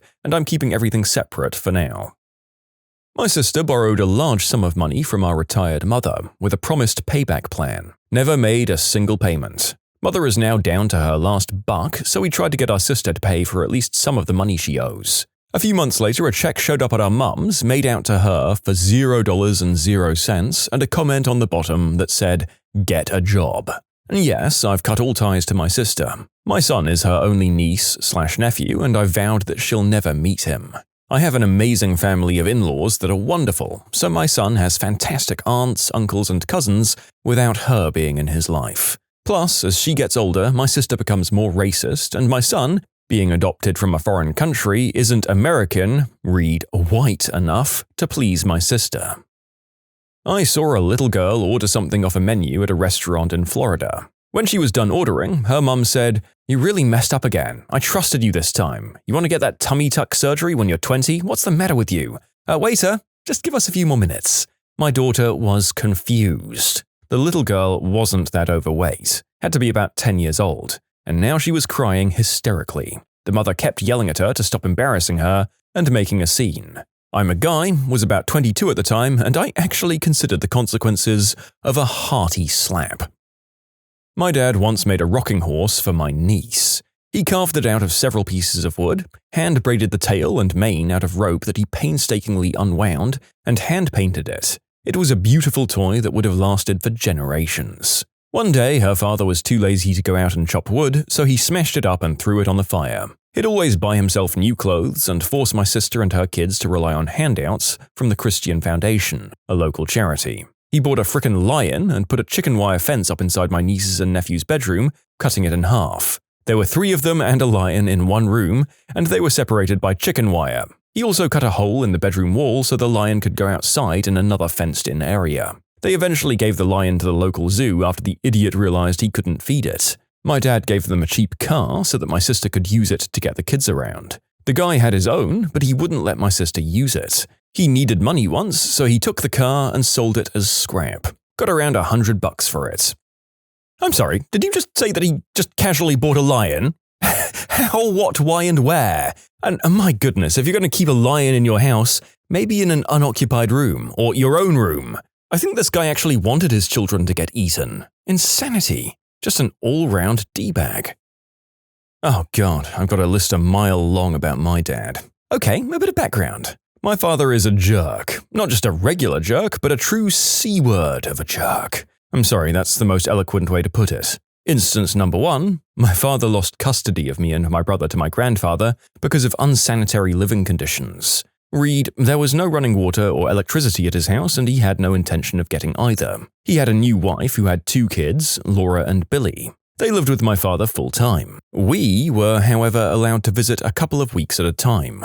During one of these instances fell Christmas. At the time, I was 5 or 6 and a bedwetter. I couldn't help it, but that didn't stop him from standing me in the corner for 10 hours at a time because he insisted I did it on purpose. Christmas Eve was one such occasion. During the day, my grandmother stopped by and I was given a break while she was visiting so that we'd look like a normal household and so that she didn't know anything else was up. She dropped off a bunch of gifts for me and my brother and left. Then, back to the corner I went with a spray can balanced on my head and my arms out at my side so that if it fell, I got cussed out for moving. I was dead tired by the time I went to bed and I didn't want to ruin Christmas for everyone by peeing in the bed again, so I forced myself to stay awake. I did fail at staying awake, but I awoke Christmas morning to find out that I didn't pee the bed. I was proud and I gathered with the rest of the kids by the tree to open gifts. They started handing out gifts to everyone, but nothing to me. I thought it was odd that Billy was getting similar gifts to my brother, including a couple of Transformer action figures that I'd been wanting. Then came the last gift under the tree, 6 inches tall by 4 inches wide by 2 inches thick,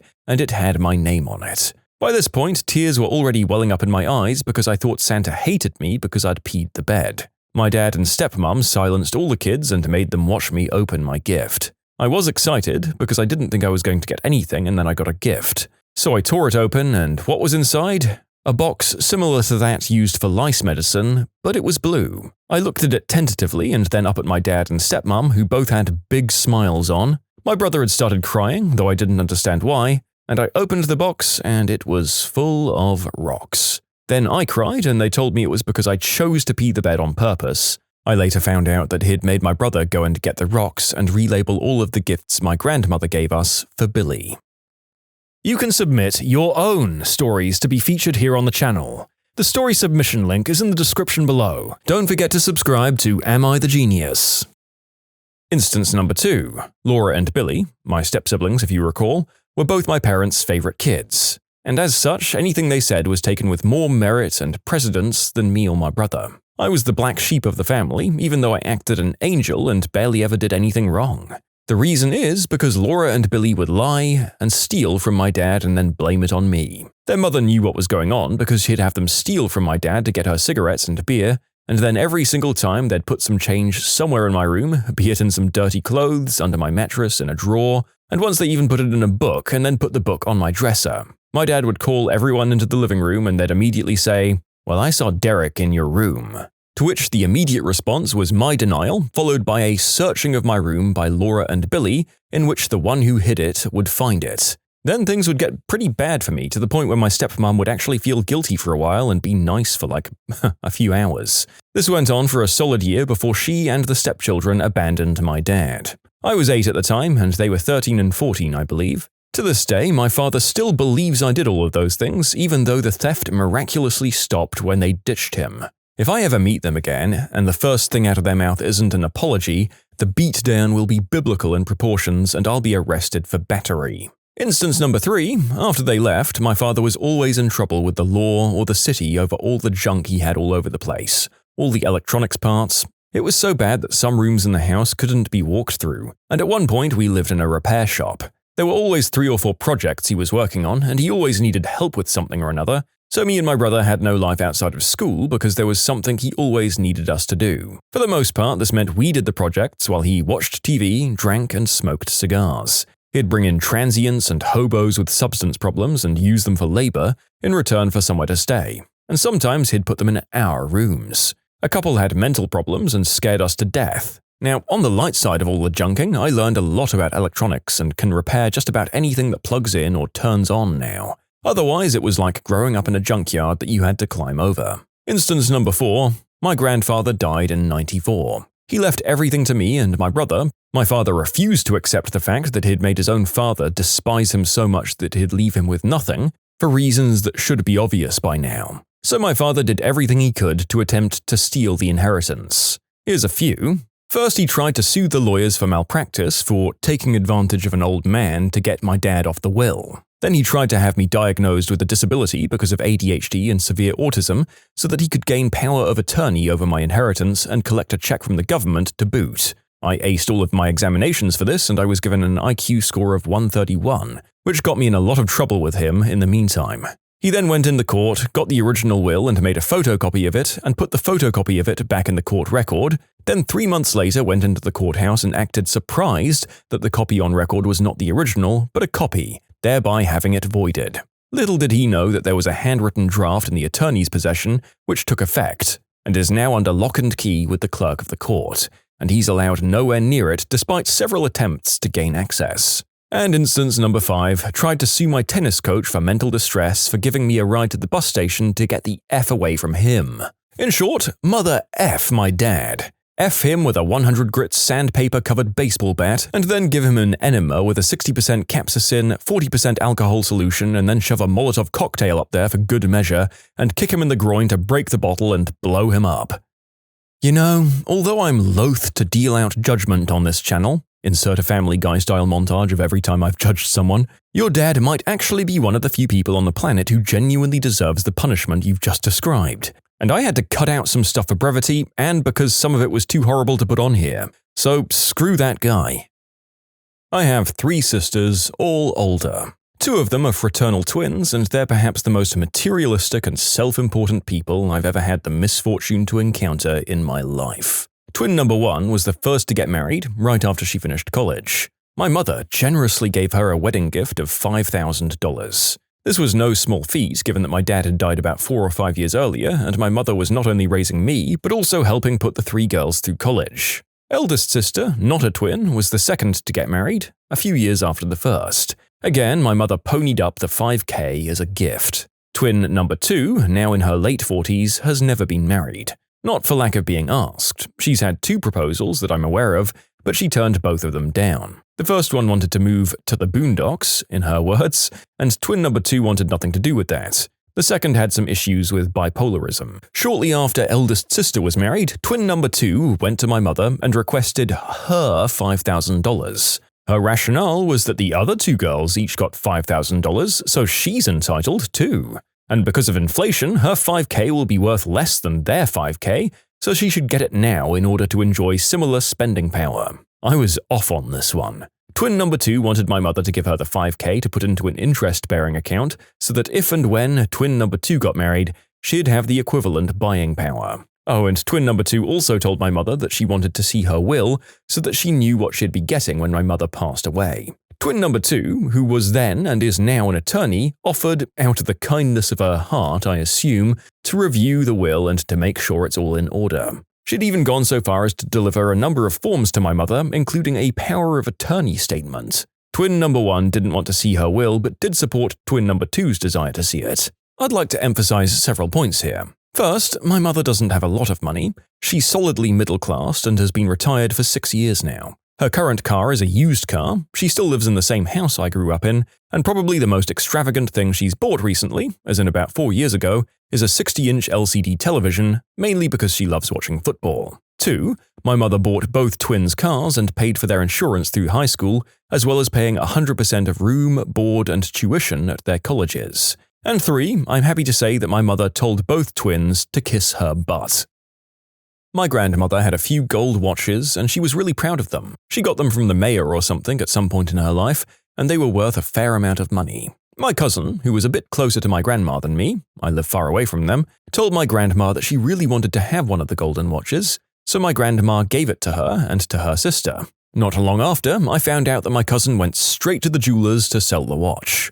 My grandma passed away a few months later. My sister was pretty upset because she would have liked the watch as a memento. It wouldn't have mattered if my cousin kept it as such, but she didn't. She sold it right away. We would have gladly paid her the few hundred that she got for them at the jeweler's. My granddad, Grandma's husband, had spent half his life collecting stamps. After my grandma passed away, he was really depressed and didn't see the point in anything anymore. He told my uncle that he didn't want to collect stamps anymore and gave him the collection. My uncle put it on eBay straight away and sold it for like €5,000 a few days after. To put this into perspective, my granddad also called up my mother and told her to take the cat, and then called up a week later saying he wanted him back. He was in a really bad place after losing his wife of 55 years, something anyone with half a brain should frickin' understand. It was his life's work, goddammit. My uncles keep pressuring my grandpa now to give them the money he had saved up. My grandfather finally gave up and gave everyone in his family money a few months ago. I didn't want it because I know that he's being pressured about it by my uncles, and he should be allowed to live his final days without stress.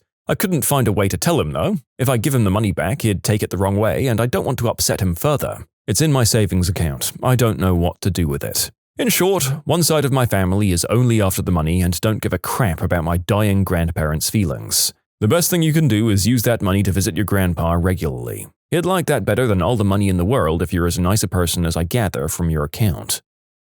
My father asked my mother for a divorce on my birthday, took everything they had in their home, and started dating a 20-year-old. I took out a $6,000 loan to refurnish a house I started renting with my mother, one I couldn't afford on my own. My mother died 2 months after moving in, and in her final email, she told my father to give me the life insurance so I can pay the loan back and hopefully pay most of the rest of the lease. And my dad took off with it, bought a truck and a stereo, which left me broke, in debt, in a lease I couldn't afford, and with a little brother to take care of and get the rest of the way through high school. My parents also owed the school $2,000 that the school demanded from me, or else they'd not let my brother graduate. Jerk.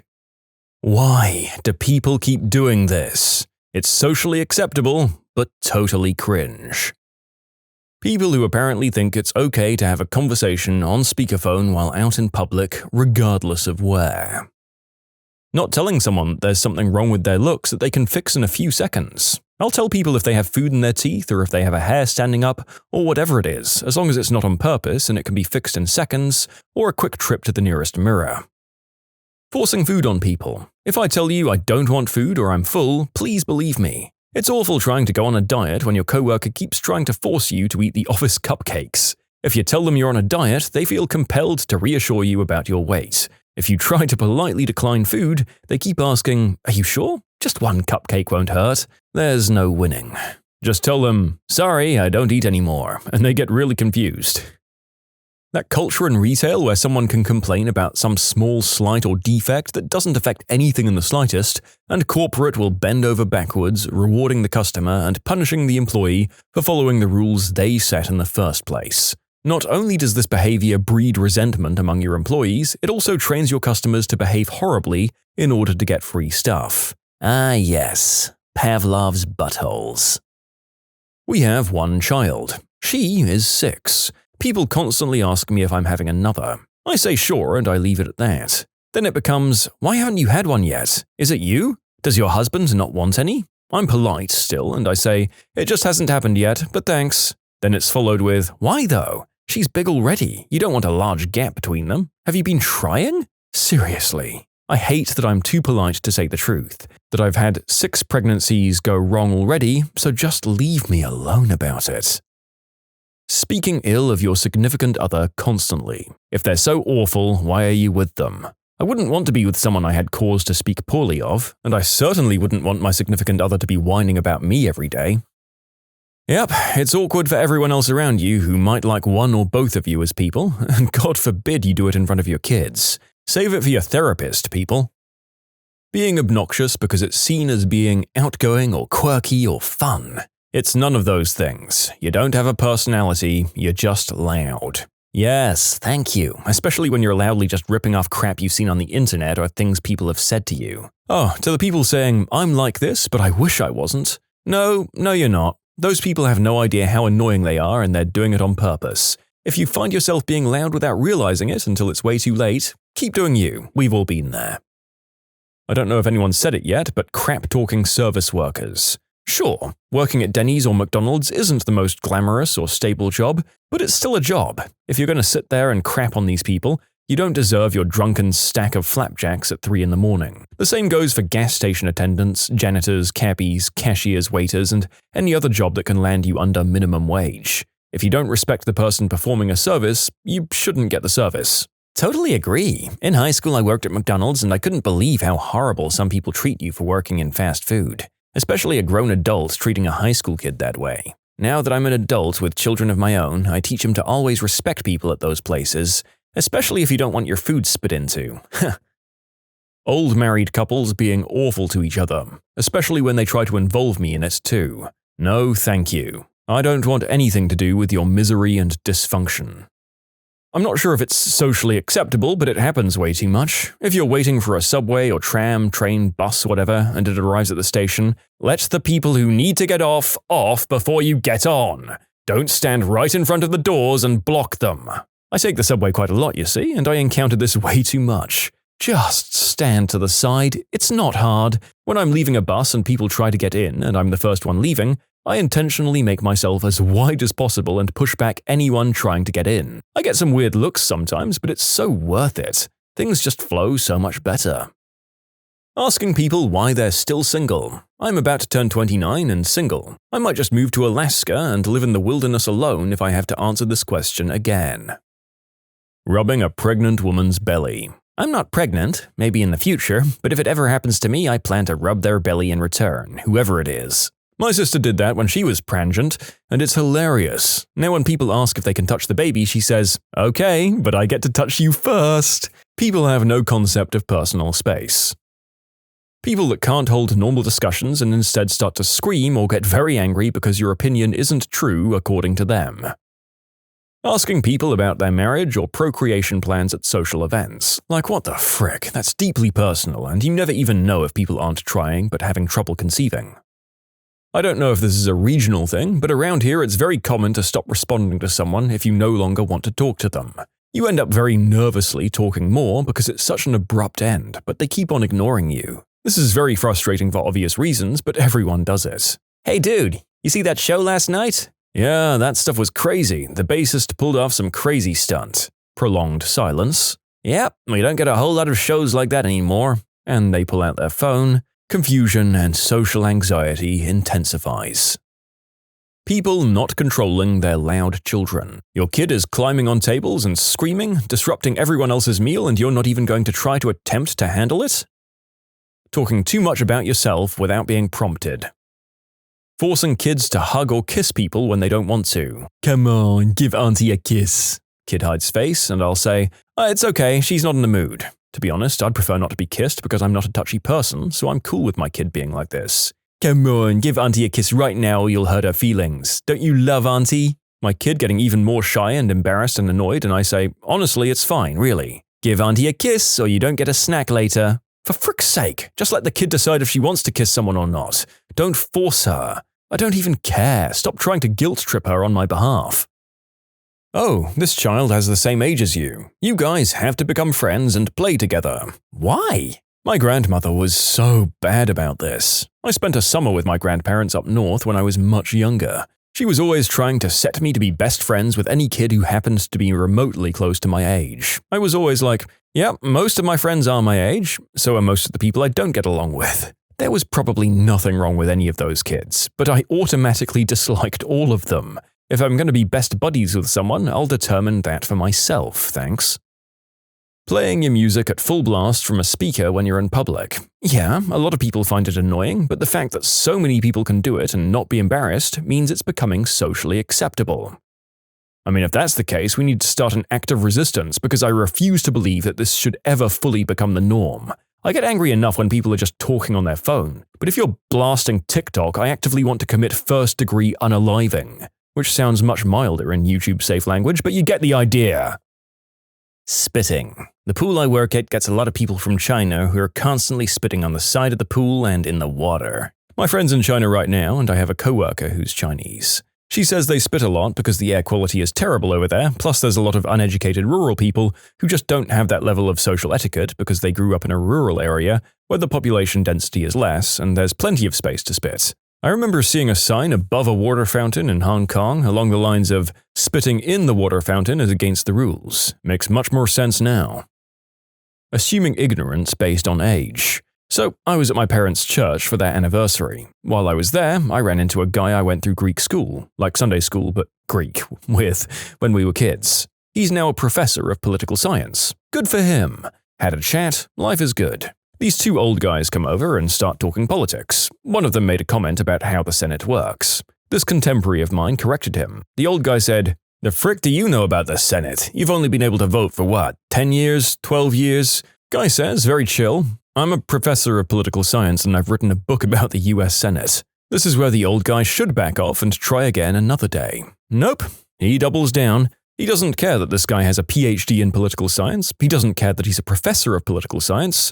Nope, Connie the dry cleaner knows more about this because he watches Fox News every single day. My buddy there didn't get mad, he didn't get irate. He'd wait for old Connie to calm down and then would, very matter-of-factly, inform him that he was wrong and suggest a number of books that he could read so that he could learn more about the subject so he could hold an informed opinion. My mother was appalled at how rude this guy was for telling Connie that he was wrong. Nobody felt like the old guy was rude for insisting that someone in their frickin' 30s could have a valid opinion on politics. Taking pictures of everything you do and posting them online.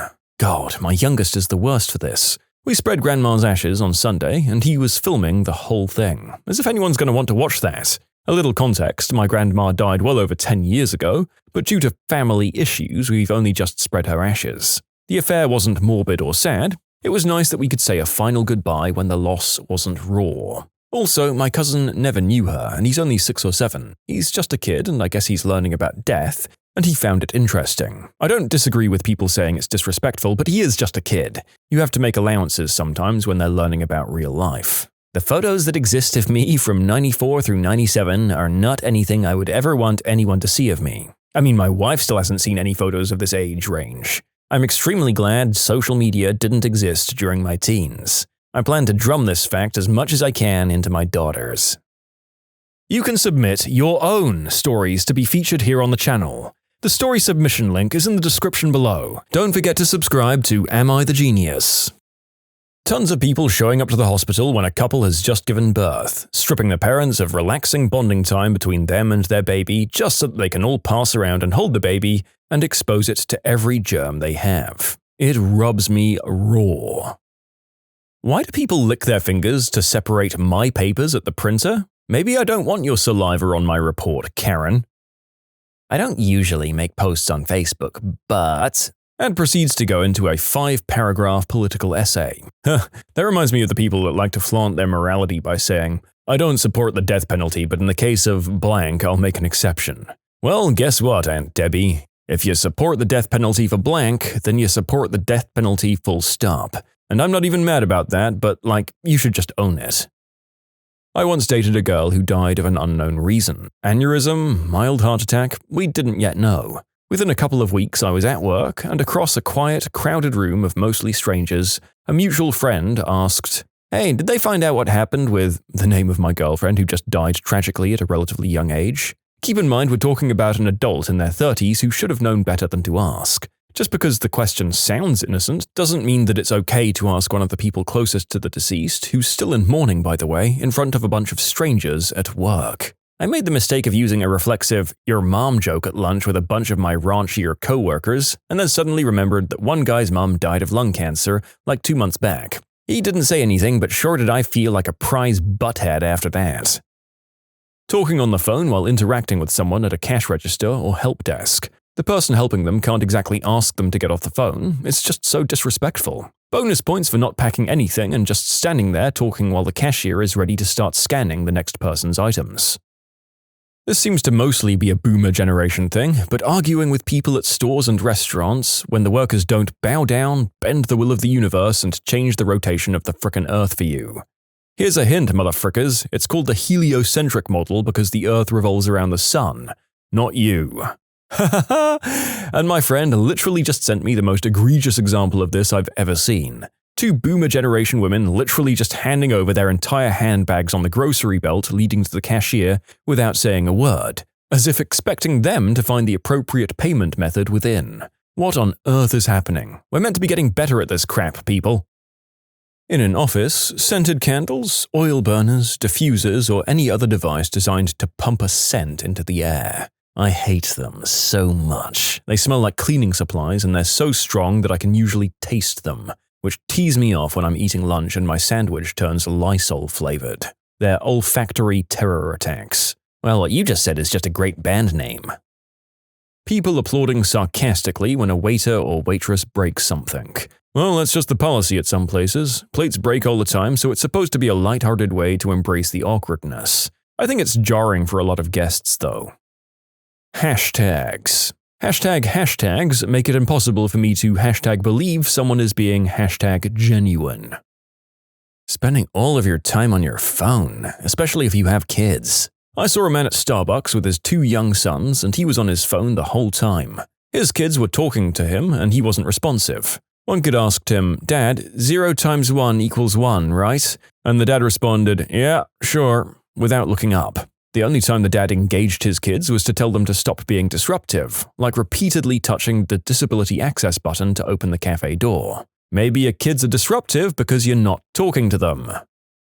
"Oh my god, how are you? It's so good to see you, fake hug." Or worse, "Oh my god, we need to hang out sometime," when neither of you nor I have any want or intention to do such a thing.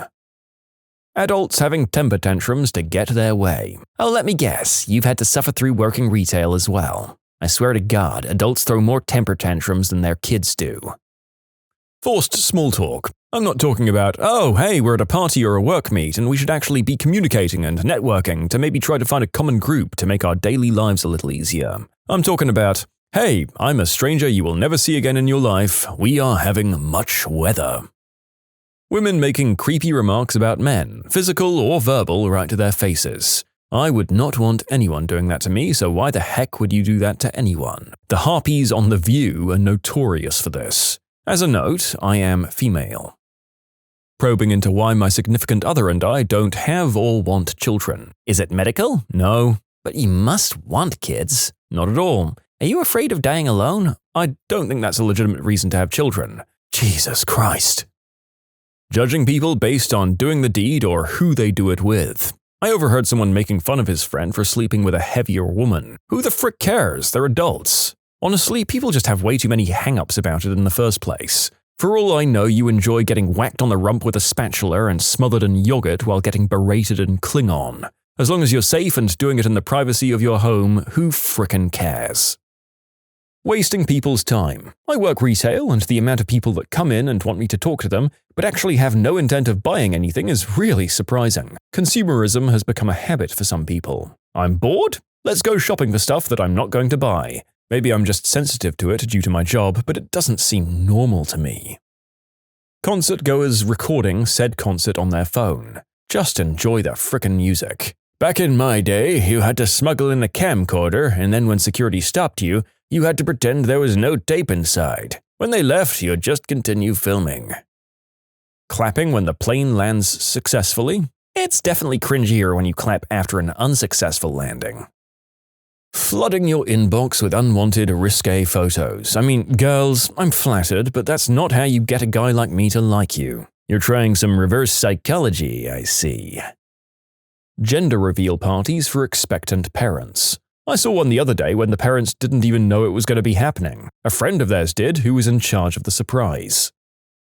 Drinking and driving with middle-aged or older people when they get drunk on a few glasses of wine and think it's okay to drive home because they've had a meal with their alcohol. If you're feeling the effects of alcohol, it's not okay to drive. I see too many couples laughing and being drunk walking out of restaurants to their cars, and it scares me quite a bit.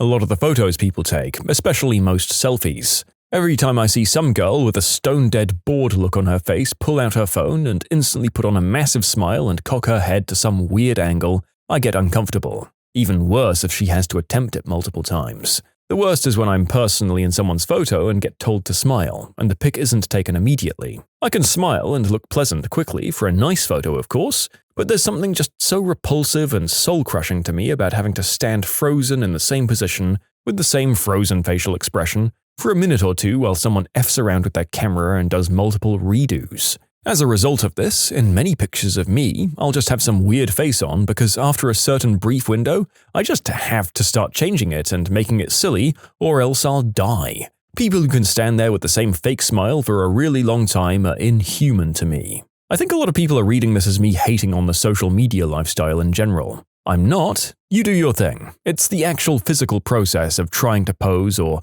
hold an expression for a picture for an extended moment that I can't handle. Remember, cringing means being made uncomfortable and emphatically embarrassed, not disliking something or thinking it's dumb.